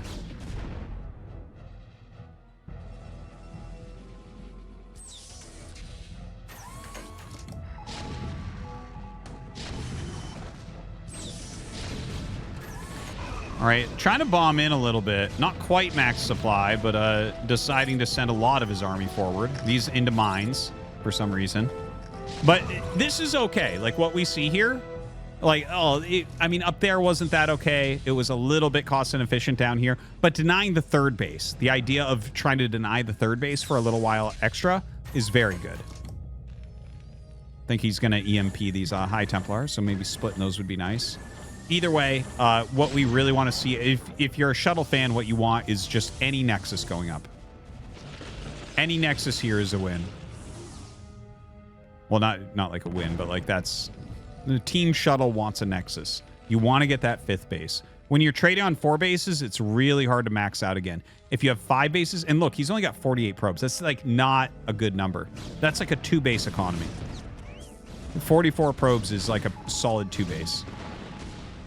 Here, realistically, you want 66 probes, 5 base. You could go up into 70 probes, and it'd be good. Okay, it looks like he's finally going to take that Nexus in the top right. There are so many High Templar here.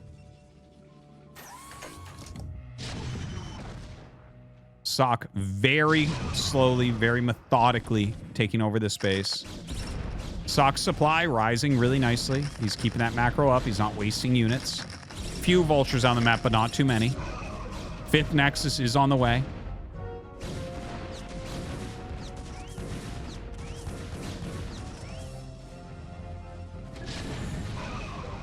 Okay, gonna try to get up this little tiny ramp. Good size storm there. Another good size storm. Picks off a few tanks. But overall, a little bit cost inefficient for sure. A little bit too much attacking, I think. Like, he already denied the 3rd base for a really long time. I think if he had just focused instead of, like, being really inefficient on some of these attacks instead, because he has to refill those units once he loses them. If he instead works on his economy a little bit, gets some gates in the top right, thinks about, like, do I want an Arbiter? Do I want to start maybe air weapons? If this game goes long, I can transition to carriers at some point. I don't think the answer to either of those is necessarily yes in this type of situation. I think it's more like get a few gateways in top right, maybe even take a 6th Nexus, and don't waste your units, right? Like you gotta make it really hard for him to come out of his base. But if you're keeping a low supply, it's gonna be so much easier for him to push out. Even though his supply will also be higher, because you didn't trade units, like let's say they're both max as opposed to both like 160, 170. Like, don't forget, Protoss would have a much higher bank because he's had a much bigger economy the whole time. The thing is, he's been trading inefficiently. So I think that's kind of the big problem. Now, Sock is starting to move out, throwing down some mines. He has a nice little row of siege tanks behind that little wall in the center. Oh no, that was Goliath, my bad. But he's pushing up towards the center. Now, I don't know where he wants his 4th base to be, but a 4th Nexus should be something he's starting to think about as well.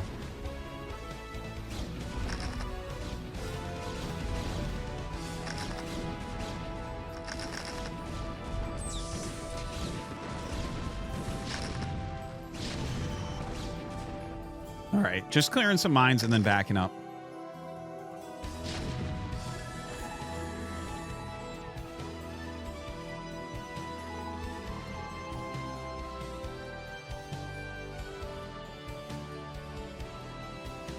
There are so many High Templars out here, and that is a lot of siege tanks. 174 to 199. I think we're going to see an attack, guys. As I said, Shuttle maxes out, and he can't really help himself. So he's clearing some mines here. See if he brings all of his units forward. There's still a bunch of units in front of his natural.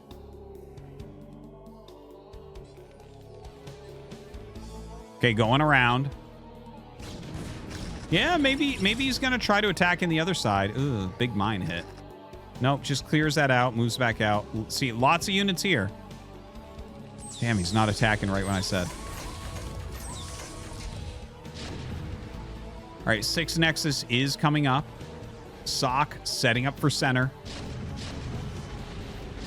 Okay, well, here's an attack with 2/3 of his army.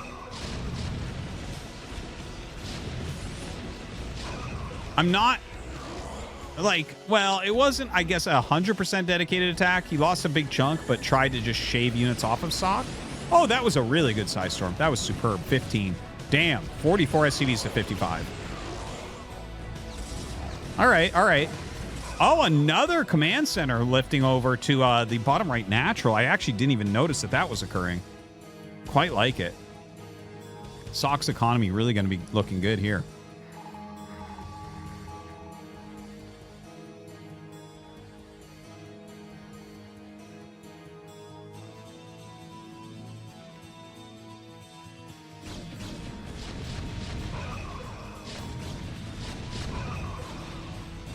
All right, in comes another shuttle attack here, trying to get some size storms off. Great defense matrix on that lead tank. Almost nothing dies. You know, the speed shuttle style is a very good style, very modern style. People really like it. it's really hard to attack entrenched positions. It's good at little scuffles. It's good at harassment. But attacking these very entrenched positions where there's like defense matrix, a million siege tanks, missile turrets, that's like what it is worst at. And yeah, his Shuttle kind of banging his head into the wall there a couple times, unfortunately. Sock taking control of the center of the map.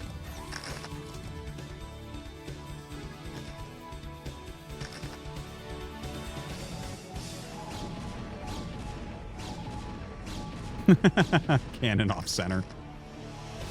Trapping the goon there. All right, gonna get to mining. This is gonna give him 3 mining bases, which is just 1 less than Shuttle. He's actually mined up the center so well at this point. He's really moving a lot of units to the top right, but it's not that many siege tanks. If you had a big army, you could go through this. What? Okay, a couple speed shuttles flying over. A lot of gates up here, which is nice to see. And again, don't forget, this is not that many siege tanks. This is not like the full force of his army. It's a lot of vultures, a lot of Goliaths in there. Yeah, some of these storms doing a good job. Dragoons coming up. And this is actually that bottom right base. That's a great thing for them to show right now, because that is why this is good. Even if he loses all these units, he's keeping Shuttle busy, which is allowing him to mine from bottom right. The longer that he mines from bottom right, the worse this is for Shuttle. This, don't forget, this map only has 13 bases. So the fact that he is mining from this many, if you get more than 4 bases on a 13 base map as Terran, you're doing pretty damn well.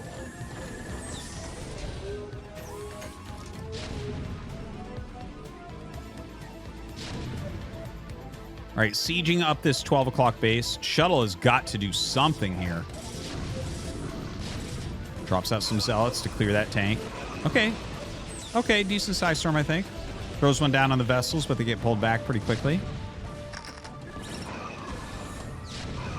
Goes over there and picks off the Shuttle and Reaver that were defending that Nexus still. Looks like he should be able to clear this Nexus. A lot of units on the high ground, though, coming down. Ooh, really good size storms. Really good size storms. Nice EMP to prevent another one.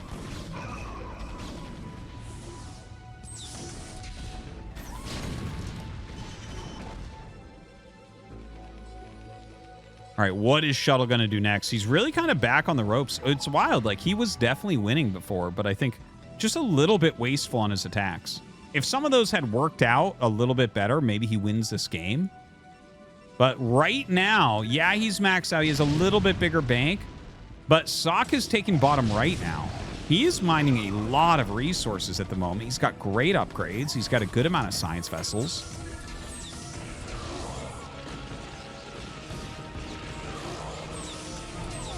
Oh, nice storm.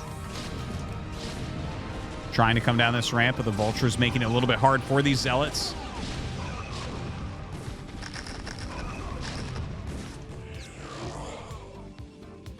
Shuttle pulling back. Sock has to maintain being careful. Like, if Shuttle, like, crushes one location, like, crushes a big chunk of army, he can still maybe come back in this game. Now, losing this base, I will take that back once this base goes down. Because really, you need the 3 mining bases here, I think. Like, there's not much chance once you're down to 2, and he's mining from 3. Even cost inefficiency will be okay for Terran at that point. Okay, so it looks like he should save this Nexus once again. Couple near losses there. Okay, good storms eradicate the siege tanks that were really bothering him. I don't know that Sock should even try to push up into the top right main anymore. I feel like that's a meat grinder. This base does seem a little bit better for pushing. I like it. Oh, the mother load. So many high energy, high Templar.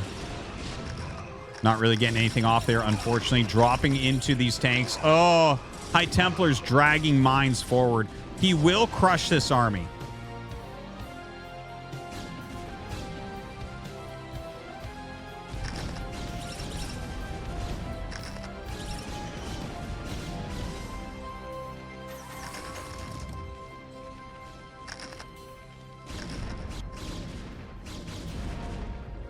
right, good clearing. He needs to retake that Nexus immediately, and he needs to, like, maybe hit bottom right or clear center. I'm not sure which or how to do either. Definitely kind of a hard spot in a lot of ways here for Shuttle, but Shuttle does have more supply. He does have a bigger army. It is more mobile, but the setup of Sock is very, very good. Very strong.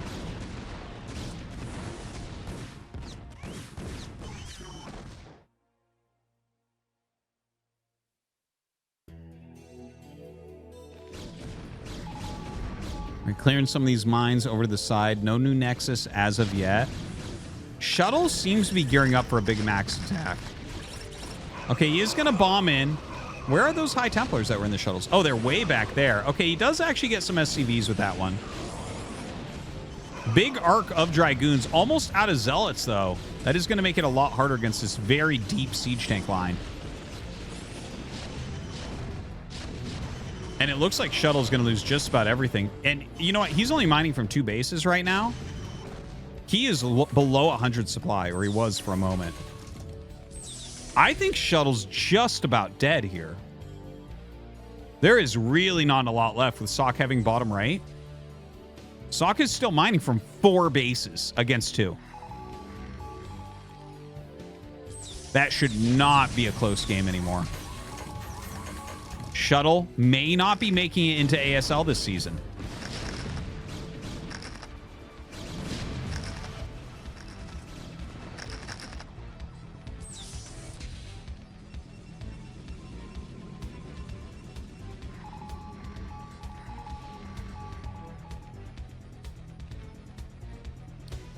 All right, Shuttle is just trying to macro up once again. I really don't like this position. Okay, his observer sees bottom right. I know Shuttle. Yeah, GG. I was going to say he's cussing here, but that's it. It means Sock will go forward. Shuttle, unfortunately, not in this ASL. So onwards we go to Group 6, and with it, heartbreak. Scan has been eliminated by Noob. It was a 2-1 map score. I would have loved to see this series. Very sad to see. We can see that he did beat someone named Vex. I actually don't know who that is, and who knows who in the first round. But yeah, that's a little bit painful. Scan is out, unfortunately. Taking a look at the rest of the bracket, Dashik quickly, strong players. Noob comes out on top there. Up on this side, a little bit easier for Bisu. Kasu is the most known player on this side. Just a strong amateur Zerg. This guy's on the ladder like 24 hours a day, but he is out. So we're going to have a PvP. It's going to be Bisu against Noob. So let's go into Group 6 finals.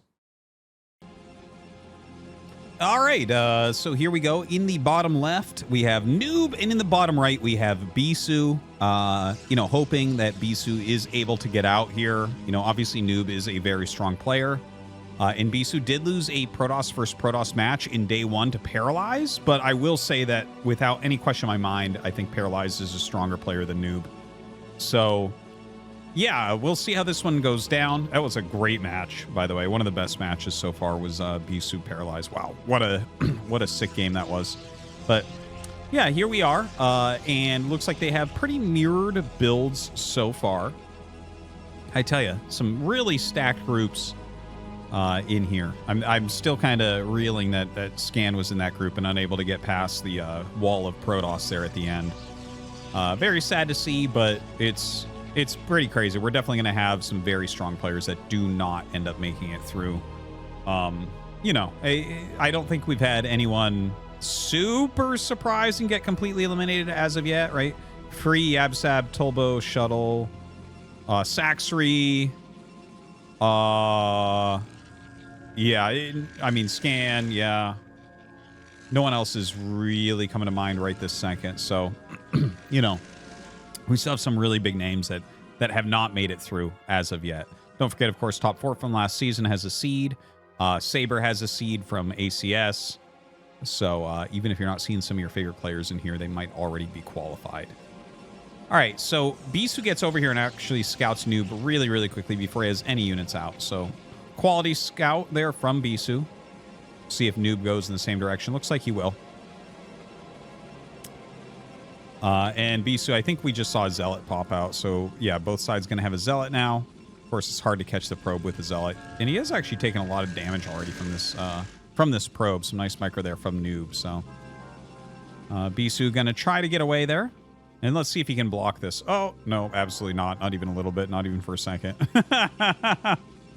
It's funny because the way it was going, I thought it was going to juke down too. And it looks like Bisu thought that because he juked down with the Zealot and the probe just went right up. It's as if he wasn't looking at it. It's kind of funny. So, yeah. Both probes going to get chased out before a Dragoon comes out. They both know the timing of that really, really well. It's between 310 and 312. And yeah, Citadel comes out. So Bisu's doing a very fast DT rush. Like the second the probe left, he has decided to go for DT. Yeah, Noob gonna have to run away from that. Definitely some potential for a very fast win here, especially if it's a slow robo. Be interesting to see what Noob does. And I gotta say, I was talking about this a little bit on day one, part one, I think, where taking a risk in PvP can just, it seems correct that you take some sort of risk where it's like, yes, you 100% die to this, but you're like, you don't want to be safe against everything. Being safe against everything means you're also behind against everything. Well, not 100% necessarily, like you'd probably still be slightly ahead against DT, but not like free win potential. Okay, so that Templar Archives is coming in. There is a robo on the way. There's a couple different ways to play this. You know, you can wait until you see an observer and then run up, because normally it goes like, some people go to observer. You can wait until the first observer goes up and try to slip in. If it's a quick reaver, sometimes you just slip in anyways. Sometimes you just rush the front and hope there's no observer on the way. So we'll see how Bisu decides to play it, but he throws a very fast Nexus down. Generally with this, you'll end up getting some cannons. I don't know if that's going to be something that Bisu adds in here or not. Observatory coming up. But that looks like the timing of that, I think that might have been Shuttle then Observatory and then for Robotics Support Bay is my guess here. We'll see.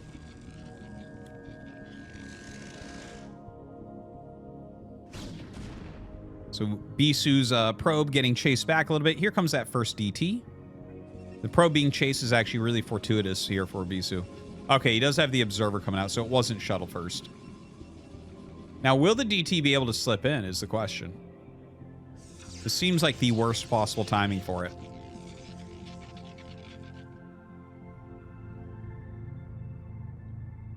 Did Noob see that? I'm not sure. If he starts a second observer, it's more likely. If he saw it and doesn't start a second observer, that's insane. Double cannon back at home for that blocking. And I think Bisu will try to dart in again. You have to assume that the observer is going across the map. Oh my god. Really, really big. He must have a second observer being made as well. And you know what? He might be microing over here and lose his observer to those cannons, which would be a big bonus. 1, 2. He lost to the cannons, by the way. 3. So 3 probes and an observer die for a DT. Not bad, I think.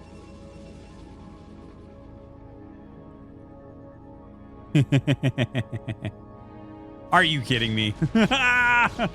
Noob doesn't even notice for a moment there. Bisu getting another DT into this main base.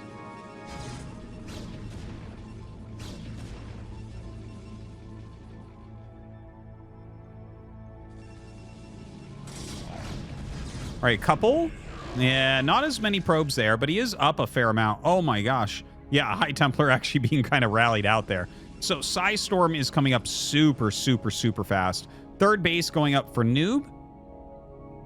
That is actually interesting. I haven't seen people try to counter this with a fast third base. But it kind of makes sense, actually. Actually, there's a very similar thing in Terran versus Protoss. If your opponent goes Templar Tech quickly, the number one thing you want to focus on, other than not dying to, cloaked units, is getting a third base up quickly. Because they can't really attack you, and you can't really attack them because of the cloak. It just becomes too complicated. And obviously, Terran is a little bit different from Protoss, or a lot of bit different, but kind of interesting to see Noob try that. I'm fascinated by this idea to just go ahead and take a third Nexus immediately. Now, he pokes the front. I don't think we're going to see much more than that. I think he'll actually turn around pretty quickly here. You can always run away with goons pretty well, so maybe he's not too worried about keeping those in the front a bit. More gates going up here for Bisu. He is up 7 workers right now, which is pretty nice. I don't see any robo, so he might just be saying, I don't think you're going DT behind this. That has been a counter in the past. Oh, my bad. Never mind. There's a robo there. But that has been a counter in the past, is your opponent goes DT, so you go DT after it, because their robo is obviously not there. But yeah, he is going for that robo. My mistake. So he will have Observer out. I think he'll probably go for a Shuttle as well. And going right up to those 6 gates. Observatory. 3 goons just kind of chilling outside here. Enough to pick off a probe. Yeah, 6 gates for Noob as well. Pretty standard as far as 2 base macro goes in Protoss versus Protoss. All right, so here comes the first storm drop. This has incredible potential. Oh boy. Not that many probes really there. I wonder if he'll try to make a beeline for the main.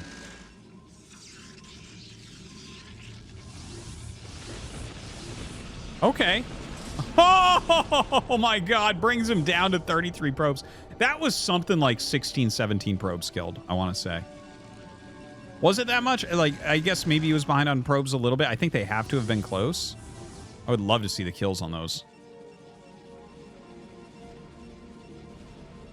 Because it didn't look like that thick of probe saturation, but he basically killed everything.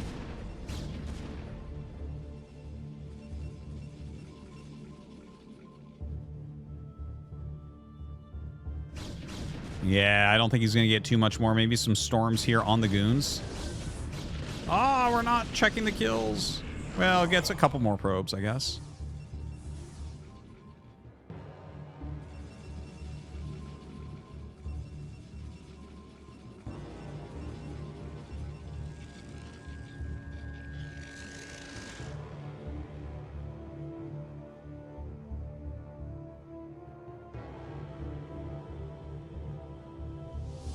All right, Reaver's coming out here for Noob. Now, High Templars actually do very, very well against Reavers. Reavers obviously so slow, they have a hard time dodging. The Shuttle as well has to come in and take damage to pick them up. So, Psystorm is kind of a soft counter to Reavers. Once you get a lot of Psystorm out, the Reavers don't become quite as strong. Zealots, obviously quite strong. Archon's quite strong against opponent Zealots. But the Reavers will still definitely be useful here. Zealot legs seem to have finished for Bisu. Bisu up a good 20 supply here. All right, he's going to go ahead and charge in. The Reaver's getting a bit of damage. Good micro back there, actually. Lays out the Reavers in 2 different locations, which I really like to see. Pulls one way, way back. The other one tries to crawl out, but will get stormed to death. And Bisu just kind of crushing forward. He is killing a hell of a lot right now. And in fact, I think he's getting into a position where he cannot lose. Bisu really looking poised to take game 1. GG. All right, here we go into game number 2. We're on Metropolis, and in the top right, we have Noob. In the bottom left, we have Bisu. Noob has been in ASL before, but I think it's been a while. I'm trying to remember the last time. I think it might have been a few years since we've seen Noob in there. He doesn't have any great results in ASL either, but definitely not completely unfamiliar with making it in. Obviously, a very difficult accomplishment here when you're going up against one of the greatest to ever do it in Bisu. I love, by the way, that Bisu opened up with a DT opener. And he played aggressive with it, went right into a storm drop, had those cannons. Love to see it. It's very, very cool to see such a high-end Protoss not try to just, like, get Observer and play safe. I really appreciate that. I know there's some Artosis the player versus Artosis the caster memes being floated right now, but, I mean, this is a tournament game. Tournaments are incredibly different from the ladder. Ladder is a great place to practice, but a lot of people play the ladder like it's a tournament, which is not a great way to practice. in case people were wondering about that. For instance, if you want to 4-pool someone, 4-pooling on the ladder is not particularly a good use of your time. It's not as if there are a ton of nuances to 4-pool, right? So, yeah, that's kind of the difference, just so you know. All right, so cross spawns here. Obviously going to be a little bit harder to get across the map to each other. Not really sure what they'll end up going for. Bisu with the quicker scout here once again. Noob was quite a bit later on his scout in the previous game, and it didn't seem to affect him too much. He doesn't seem like he's too nervous about sending out that later scout or trying to stop some sort of cheese. Bisu's actually going through center, so he must have a build here. First off, you scout if there's center gates, which can be nice. But he must have a build where he does a certain thing if they're close and a certain thing if they're far. Because it really is a huge difference. It's kind of funny because people will joke about, oh yeah, you know, the 7 seconds difference. It's way more than that, actually. If you time some of these, I want to see if I can remember correctly. It was like more than 10 seconds difference on Fighting Spirit, and Fighting Spirit is small. So yeah, it's like a gigantic difference. A whole half of another unit has been made in that time, and it takes that much longer for your unit to get across the map. It's just, man, really adds up. So anyways, Bisu sees that Noob is across the map, actually throws down an offensive pylon. It traps 2 probes, so that's a bit annoying, and it also makes some probes go around. One of the probes looks like it is about to glitch out, so that's something at least. Dragoon coming up to shoot that down. Bisu watching for a potential Nexus coming down, and there is a secondary gateway that gets started. That might be like a nod towards, oh, maybe there's zealots coming? But like, you can go things like 2 gates and then Robo. Yeah, 2 gates Robo. You know, with that, like, you could maybe pressure with range. I think normally a build like this goes into an expansion. It's just very safe. I think it's like a little bit of a catch-all. Like, you'll have a good amount of range goons, but you'll also have Observer out there and the flexibility to do what's needed next.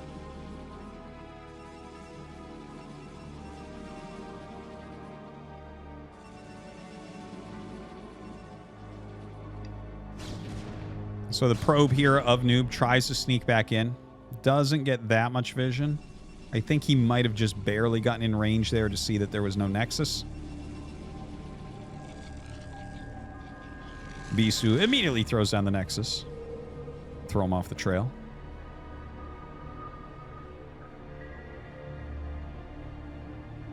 Bisu kind of rallying here back and forth a little bit. Or patrolling, I guess, is the right word.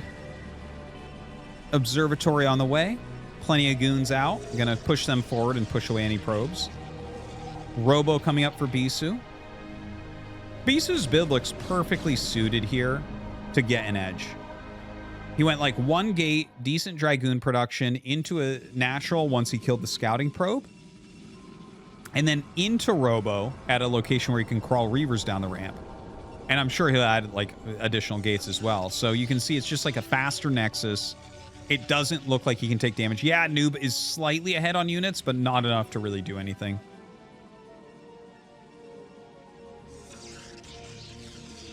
Definitely happier with Bisu's position than Noob's here.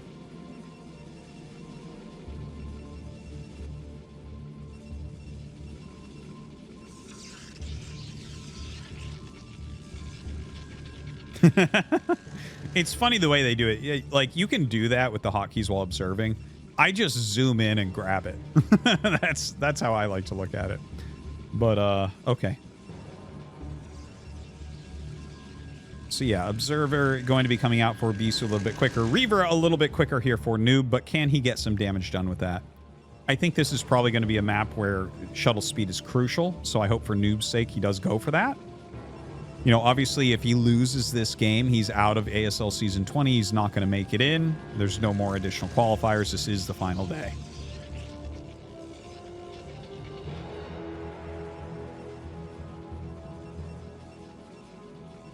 Observer sees Observer.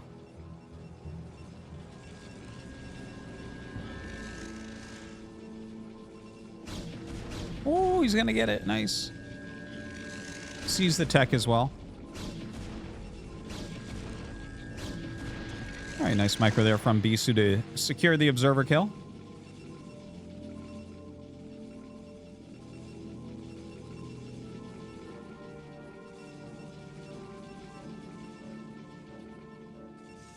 All right, so kind of like a quiet game for a little bit here.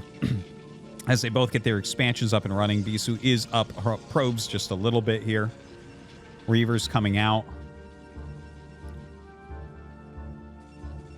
I will be interested to see the speed with which they go for that shuttle speed. Because it is such a big map. You're so far away. And there's like a lot of different angles that you can attack here on Metropolis. I really like, by the way, the spreading of pylons on both sides. Bisu's definitely does look a little bit better.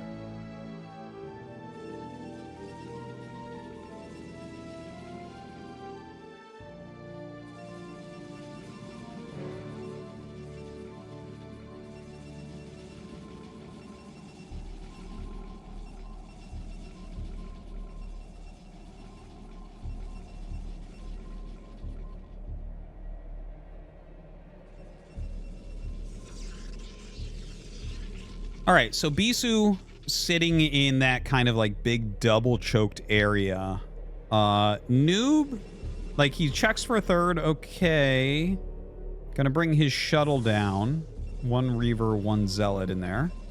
You know, if he does have shuttle speed about to finish, this might be a nice time to try to shoot in there. Of course, you do have the potential of double-pronged attacks. Chasing away Bisu's probe. Kind of an interesting area for it to be waiting, maybe watching for a shuttle.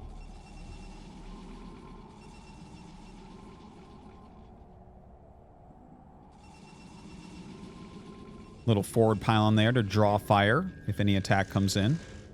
Bisu's position looks very good. He's playing very calmly while Noob kind of patrols around the map, roaming a bit, seeing if there's anything to clean, anything to catch. 4 gates at the moment. Oh, Reaver damage on the way. Plus 25 damage to Scarabs. It's been much more popular lately.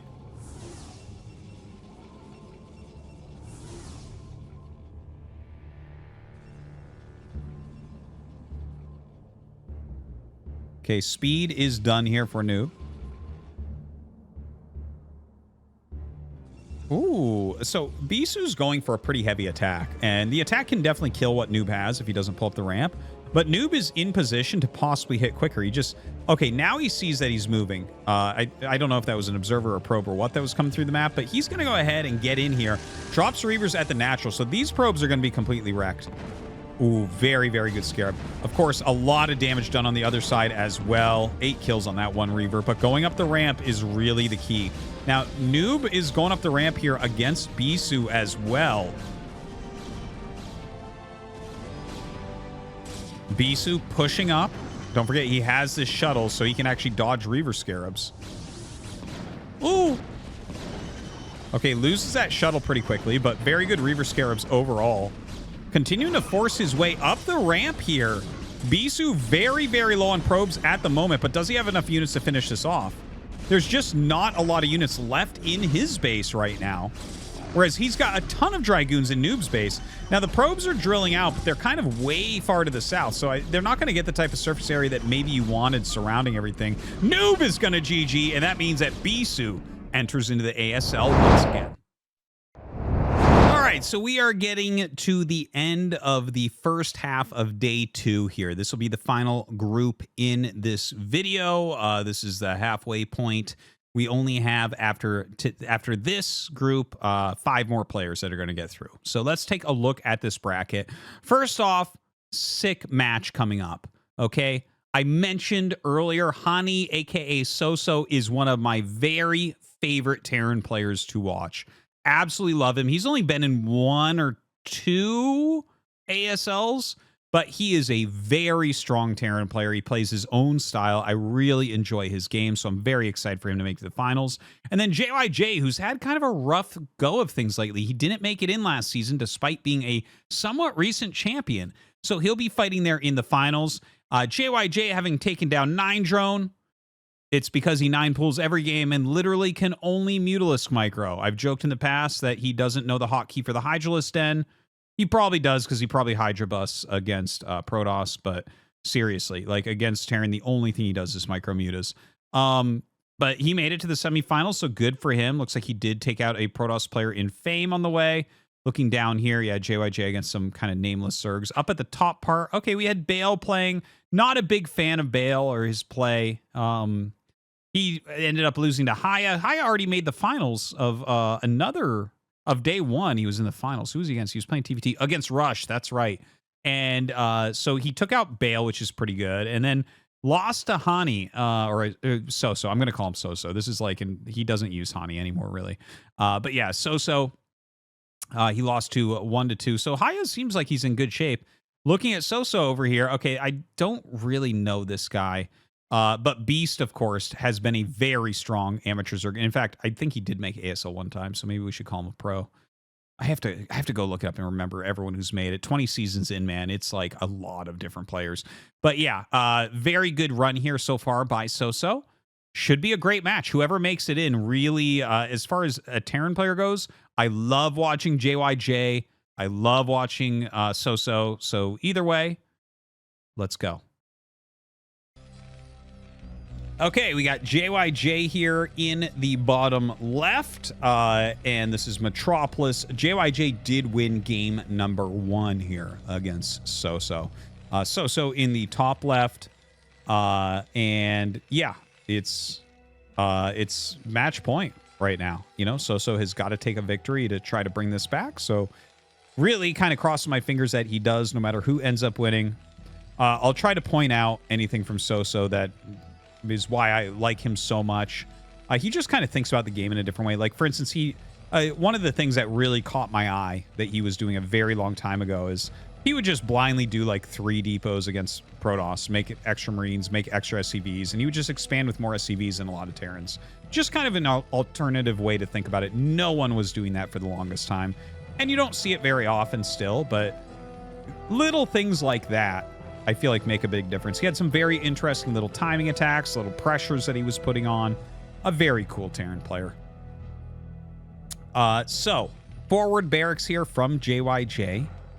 Can't tell exactly what this is for. It could just be forward barracks factory expand. It actually could be a gasless expansion as well. We're going to find out in a second. So there's the gas for Soso, and there's the gas for JYJ. So yeah, it's just like a slightly forward barracks, and this could allow him to put on just slight pressure against like an incoming, or not an incoming, but like against a gasless expansion or a command center first, that type of thing, right? It's just like a little bit shorter distance for rallied Marines to go. And this is actually a higher econ move as well. Notice how he hasn't sent out a scout as of yet. So he's going to scout with this forward racks SCV. So he's basically mining with 1 extra. It's normal to start the barracks, right, on like 11 supply, and then on 12 you start the gas, and on 13 you scout. That's a very normal play. But if you do a forward barracks, because the Marine will scout and the barracks will scout quicker, you generally scout with that SCV. So you have a slightly better economy than you would with other builds. But your scout can be quite a bit later. So it's, you know, some give and take. All right, JYJ is going to scout Soso first.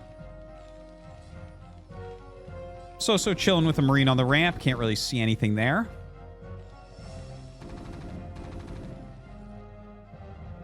Marine going up kind of into the center here for JYJ. It looks like he's just going to scout through the center. I'm actually impressed that he went through the center with that Marine. I think that that was a very good call because Soso does play a little bit unorthodox.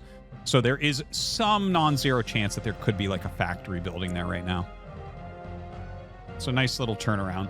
Because he saw the Marines way before that, but he still went to center. So it's not like he just attacked, moved, and it happened to go through center. All right, so he comes up with his SCV and the 2 Marines, and actually some great pressure here from JYJ. Oh, man, that SCV blocking was just insane. So 3 SCVs come out for Soso, and he's going to be completely fine here. You only need 1 at this point. Hey, he gets out with it. Nice. Very nice. Command center on the way for both sides. I think after, you know, seeing what we've seen so far, you'd have to say JYJ just slight edge. even dodges there in case the SCV was going to get a hit. I love it. I love it. I think that so far they've both played really, really well. Everything's kind of on time. Now, what are we going to see as the follow-up? I wonder if we'll see Starport from JYJ. Nope, he's going to go Second Fact. Okay. Yeah, I do wonder sometimes, like, who will be using which style, because we've definitely seen more Starport after Vulture openers, and I think that's because of that 2-fact build that we saw a lot of. Yeah, as far as the way that they're playing, this is all very standard and normal. JYJ looks to be going 3-fact with 4 Vultures before add-on. This is the most standard 3-factory type of play. It's really, really safe. The only thing that's pretty good against it is Wraith, I would say. Everything else, this is really solid against. Or, well, I guess if you happen to make a tank right away and send it and then go Vulture, that would be good against as well. But that's kind of like, that's an insane build where it's like, well, that shouldn't happen almost ever. For many, many, many reasons. But I'm not here to necessarily teach you everything about early game TVT at the moment. Now, that Barracks landing, obviously doing a very good job. He moves up and goes for the kill. And in fact, we'll pick off an SCV as well. JYJ doing a great job. He's got that MacGyver racks down, utilizing it to provide him with extra damage. You got to hold position on those because they are not firing. Dude, really good from JYJ. And he's on 3 factories, so he's like pretty safe on this. In fact, he's making a siege tank off of it. Now, the siege tank is an interesting thing to see with this. Now, good pros very oftentimes make the siege tank. Good ladder players very oftentimes skip this siege tank in like the same types of positions. So I'm really interested to see this. And it's not that good ladder players will always skip the siege tank, but a lot of the times you just say, no, I'm just going to optimize out only Vultures, get my speed quickly, and control the map like that. It's hard to attack across with the tank. Pros love to get that tank out. It adds a level of stability, but maybe not. Like, for instance, if one of you makes a tank and the other doesn't, the other guy has probably 2 more Vultures and thus map control. Now, JYJ has decided to attack up the map with his tank. Of course, with his own tank up here, Soso should be okay, but this might allow space for JYJ to lay mines first. So that could be huge. That could be huge. Armory on the way. Second siege tank for Soso. I didn't expect this.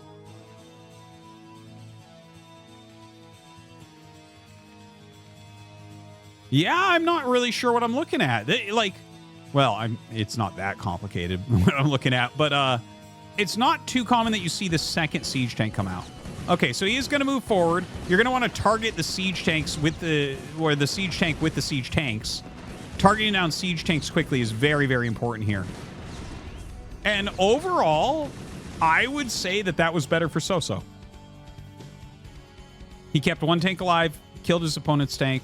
He still has that tank there for stability. Yeah, looks pretty good. Now, Soso is followed with a starport.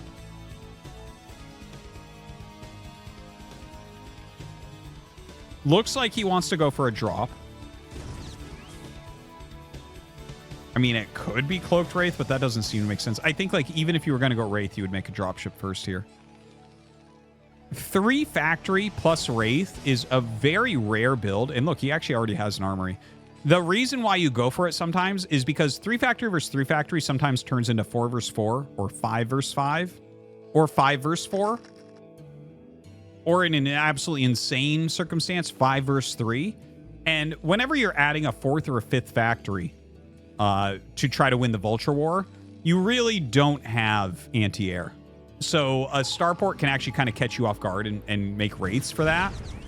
And he did go for the 4th factory, but JYJ did add in the armory as well. Even though he hasn't made Goliaths yet, he has the opportunity to.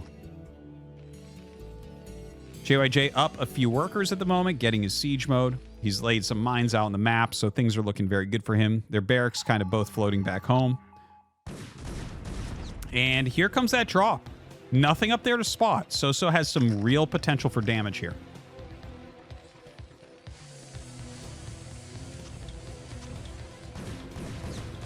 All right, that SCV coming up may have saved him a little bit. At least he has some advance warning, but no, nothing really came back. So, yeah, he gets in here. The SCVs actually kind of glitch out the vultures a little bit, but they still hit a lot of shots. So quite a few SCVs are going down. JYJ losing his SCV advantage by a lot. So down 10 workers right now. That is not looking very good. Now, the most important thing I would say for Soso is to get out on the map and just make sure he's not contained. I don't think he should attack. He should scan here, siege up, lay mines, and just be happy with 40% of the map after that many kills.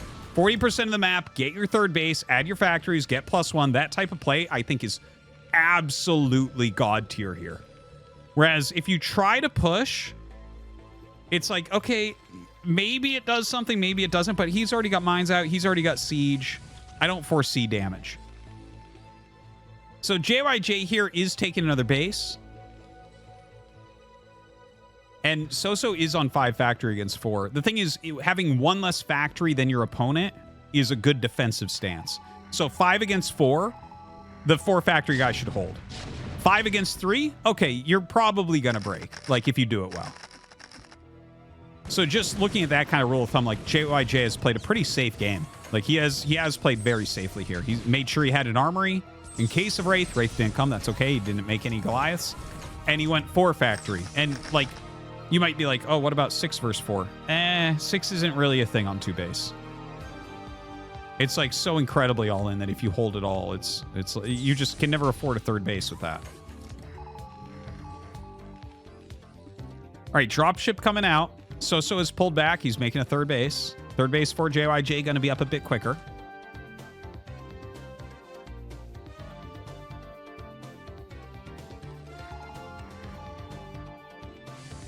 All right, dropping off a single vulture here. Okay, going to drop more as he sees the SCVs actually transferring up, so a nice catch. SCVs try to drill to screw this up a little bit, but he's going to lose quite a few. Look at this difference in workers. Soso is actually kind of crushing. There's still play here because it's TVT and it's like really hard to break each other. But Soso has taken a decent advantage. Like he's still up a factory.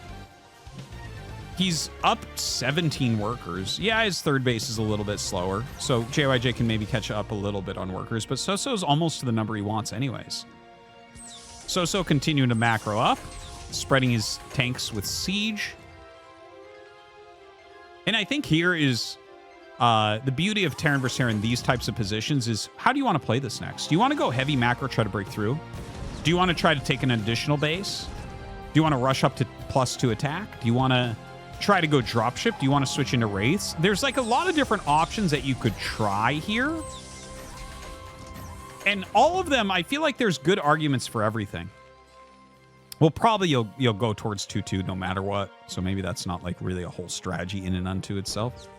But yeah, I feel like there are good reasons to go for all those other things I mentioned. The basic play that you would see here is maybe trying one more drop while getting +2 4th base and adding another factory or 2. If you do all that kind of together cleanly and like just poke the edges, push forward just slightly, you're generally in a very good spot there. You know, one thing I hadn't noticed, because I've barely played this map, TVT. I kind of vetoed it after too many Terran vs. Zergs and Terran vs. Protosses. The middle is actually not that wide. This really comes into play in Terran vs. Terran. 3 and 9 are going to be very important later on. And this game right now, it looks like it's going to go really long, just to let you guys know. I'm sure you're very happy. But this game might last until tomorrow's video is out. Like, neither of them look like they can kill each other. Like, Soso's ahead. I think Soso is probably going to win this game. But, yeah, he definitely can't just walk up and kill him or anything. JYJ's defense is very, very good. A little bit of harass going on. Wraith comes out to push that away. But yeah, about 70 workers against about 60. JYJ, no 4th base. He's macroed up pretty well with his units. You have to be careful here, though. With the 4th base coming up for Soso, basically once you have 4 bases, you can afford everything. So, like, he could go 2 starport dropships, make a ton of missile turrets and a ton of tanks and siege the center. And actually start causing some real problems for JYJ, who's a bit slower on all of this.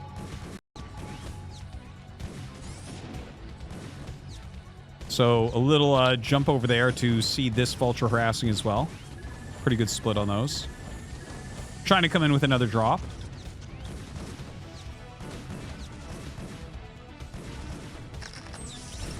Oh, very nice by JYJ. Just really pairing this drop super, super fast.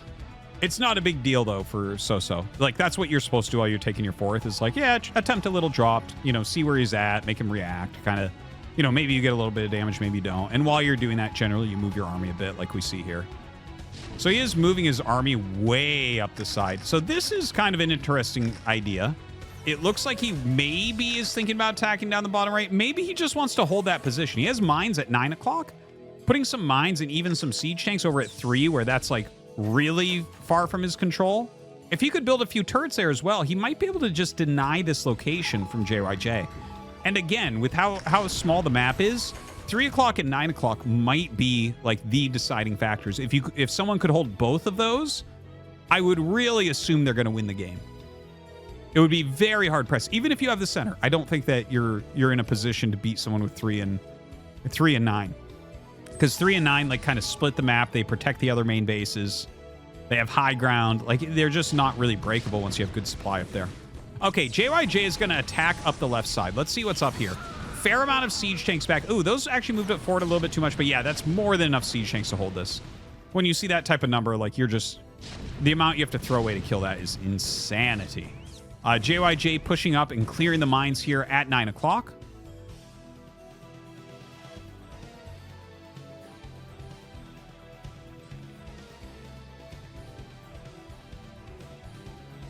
And Soso setting up the Nexus, or not the Nexus. It feels like a Nexus with how many he's taking.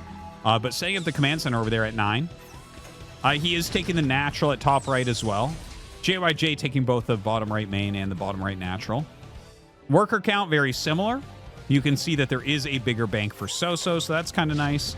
And this is the part of the game where you want to bleed off a few vultures. You want to make sure your siege chain count is very, very good. You have mines laid. You have missile turrets up absolutely everywhere, especially on Soso's side. You can see he's up at like 2,000 minerals. He should just spam turrets out basically everywhere and keep his units sieged. Like, it looks like he wants to utilize some of these vultures for a bust. Okay, he starts the bust here. This is a really good move. Very, very good. If they have a weak area like this, what a great bust that can be. Now, JYJ reinforces, so I think that's it for that. Yeah, and he bleeds off a ton of those vultures. That's okay, though. As Scan always says, the vultures are like popcorn. Like, you can eat them forever. They don't really do very much at this point in the game. It's more about making sure you have anti-air, you have siege tanks, you have missile turrets, that type of thing. More factories being added. Double starport. That's probably double starport dropship. I'd be pretty surprised if it's anything else. Yeah, 4 dropships already out. This type of game generally goes into heavy dropship. I think right now what is crucial is making sure your middle siege line is good. Missile turrets are going up everywhere. And whoever you are, break 3 or 9, whichever one you don't have. JYJ break 3 / reinforce 9.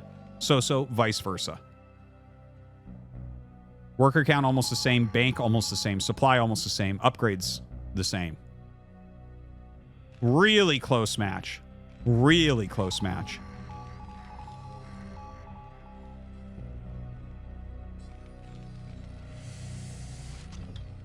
Huh.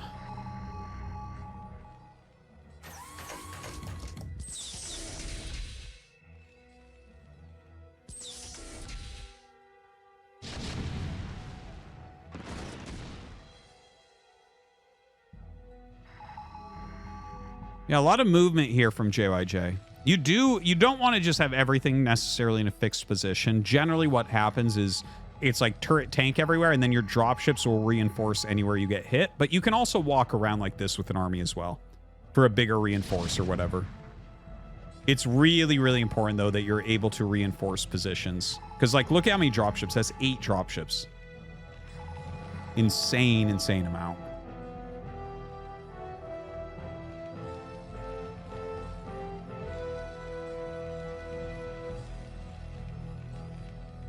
More SCVs sent up to the side. A lot of missile turrets going down on both sides as well. Very, very important. Mass starports. We might have a battlecruiser game, guys. Once you truly have it cut in half and the dropships aren't going to make it through, that is when battlecruisers are called for.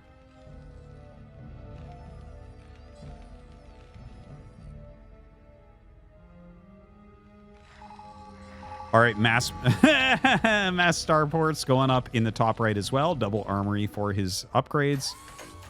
Yeah, so the one thing, like, they're both playing very, very well here. Everything looks good. You want to bleed off the rest of your vultures. Eventually, you'll bleed off some SCVs, but wait till your bank is really, really good. Because you can tell when each other are about to go BCs, because a bunch of units are going to have to die to fill that in with BCs. So sometimes it's better to wait for your opponent to throw away units. Sometimes, like, it's a very rare situation, but sometimes you can kill off some of your own units so they don't recognize that you're switching tech. This is awesome. I do love BC Endgame. It's so methodical. It's very, very similar to, like, chess or Go or something like that. A few ideas about Battlecruiser Endgame TBT, okay? First off, more Battlecruisers equals better. Wraiths are not really a counter. There are certain situations where you can just mass out Wraiths, spam out Wraiths, and pick up a victory, but they're few and far between. It's very, very risky, because if your opponent just makes a handful of Valkyries, they literally just disappear. Your game crashes, and you get a virus. It's insane. So, but yeah, it's more Battlecruisers equals better. As far as ground units, the important thing is balancing your ground units correctly. Goliaths are useless against the right number of siege tanks. Literally, actually useless. So, like, the ultimate army is a certain amount of siege tanks and mass battlecruiser and some vessels, and that's it. And, of course, a lot of scanners. Lots of scanners. Okay, so a little bit of scuffling going in on the side. Soso, you know, unable to really make too much headway. A lot of battlecruisers getting started. I would imagine Soso's the same. Yep, starts a lot himself. You definitely want to make sure you're making battlecruiser here too. Oh god, JYJ actually kind of breaking through this position a little bit. Okay, looks like he's going to drop on top of these tanks. He has to hold that base. You can't go down a base here.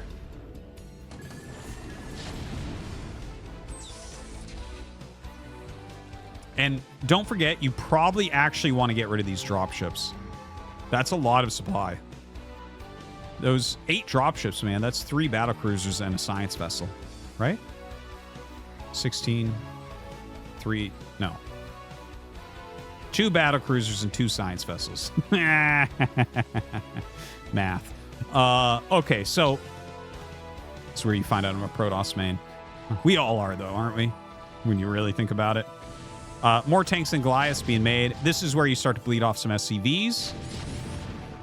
It is important to eventually bleed off SCVs. You don't want 70, 80, 90 supply wrapped up in miners.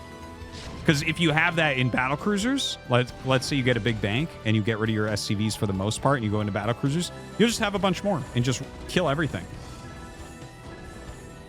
Oh, that was 10 supply. Soso mirroring this drop with his own dropships. Oh, wait, what? Oh, he does have units in here. I was like, wait a minute, what? Okay, well, with battlecruisers here, this is a garbage drop. So that'll be cleared almost instantly. At this point, you just run up and you target comsats or turrets or whatever you can get. Whatever you can get. A lot of battlecruisers being made by JYJ. I think that Soso is ahead in upgrades. So I would still put Soso at like a slight advantage here, but not a huge one. What? Go and kill him.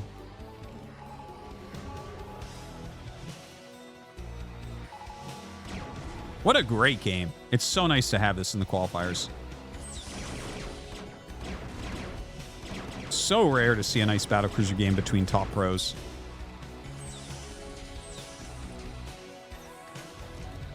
Okay, he's just suiciding those in now. I don't think there's anything even in them. Like, honestly, when people do that, and I know they're empty, I don't even Like, if they just fly him somewhere, I don't even attack him. Just leave him. Work harder to get rid of your supply, bro. See?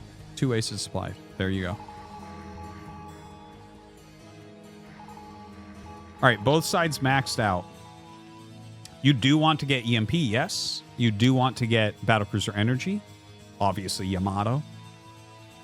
3/3 upgrades. Lots of missile turrets. Lots of missile turrets. You want to just slow the BCs down.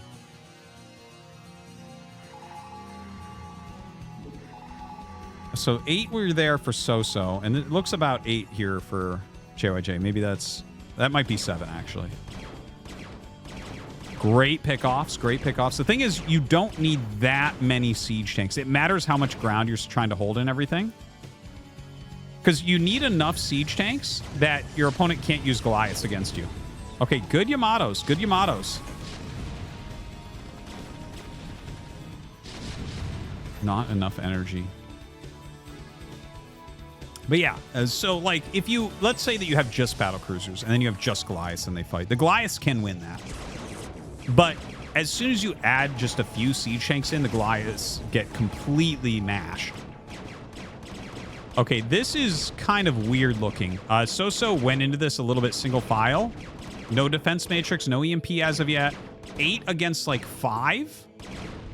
Yeah, it was 5. I mean, all you have to do is count, and if they have more, don't do it.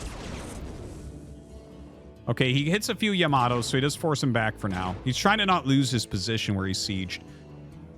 This is part of the reason, though, why also it's important to have some missile turrets up everywhere, so that BCs can't chase you. Like if they have more, you just right-click away, and they can't chase you over turrets because you'll win.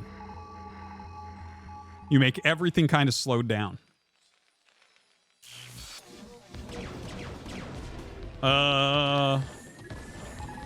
It's good to be brave with BCs in clear areas. I don't think he can clear this right now, though.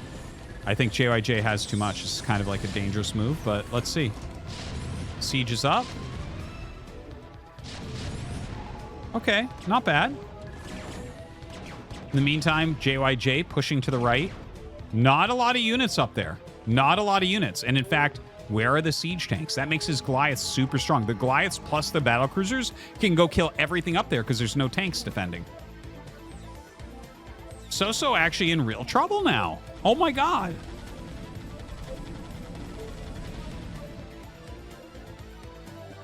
Uh-oh. Yeah. Okay, Soso's just going to lose from this. Like, you have to keep everything zoned out with your siege tanks.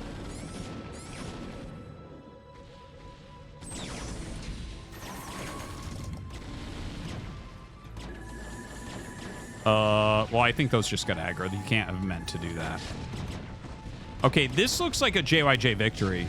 Oh, that's unfortunate. The game was, like, really getting good. Soso did shut down 1 base, but right now we have 2 bases being shut down, as well as the battlecruiser production itself. Which is why I look at this and say, yeah, this is looking pretty over. Because the army of Soso is so small at this point. You could actually make Wraiths. You could actually make Goliaths. Like, he just doesn't have a lot of anything. It's too bad. I actually think Soso was winning for most of this game. JYJ fought back, like, really, really well. No question there. But yeah, you can see as he sieges up. Okay, he's trying to come in from the other angle. Good. But there's going to be a flank of BCs. Like, a bunch of BCs have been made in that bottom right main base as well.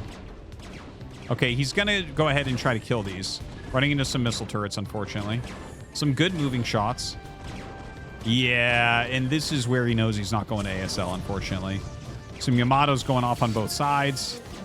Good defense matrices here from JYJ. And with this, JYJ makes it into the ASL once again. Really sad to see Soso go. A great Terran player indeed.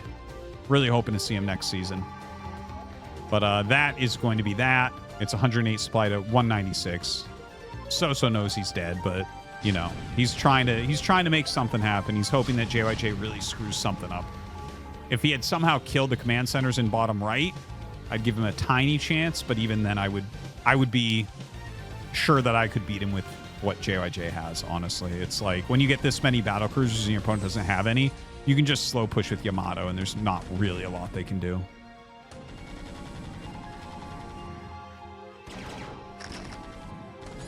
Soso backing up. A fair amount of Goliaths. A lot of siege tanks in here.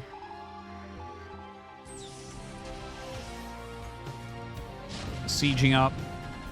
JYJ just continuing to kill off that top right base. Battlecruiser count has grown.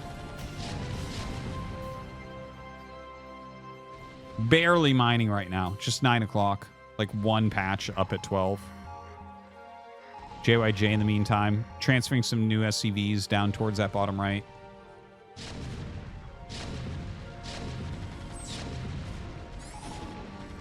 All right, the tank's sieging up. Should do a good job of splattering a bunch of these Goliaths. Honestly, you want to fight at the same time. Like, if the Goliaths are coming into tank range, just attack move with your battlecruisers on top of that. All right, good pick off, good pick off. He pulls back. This is where you do not attack move. Well, maybe he feels like he can do it anyways. No, actually, not the greatest micro there. Probably should just Yamato a few of them. As you can see, yeah, Goliaths can actually beat battlecruisers if you commit them. There's just no reason to do so. Yeah, now he's starting that Yamato grind.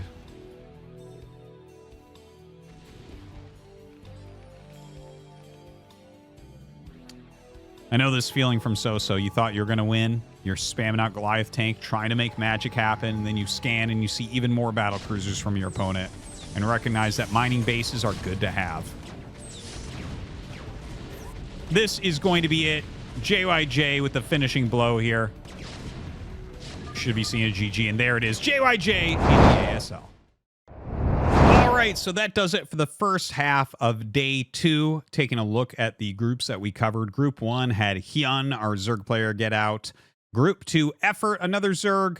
Group 5, Queen, yet another Zerg. Then we had a couple Terrans and a Protoss in the form of Sok, Bisu, and JYJ. Some huge names getting out. I think Hyun is probably the weakest overall player that got out here today, but a great personality to have in the ASL, and obviously a great skill set as well. Really, really especially happy to see Effort, Queen, and Bisu getting through. All championship caliber players in their own right. And well, JYJ literally has a championship, so we got to mention him as well. So a great first part to day 2. 1 more part remains. 5 more spots in ASL. We'll see you then.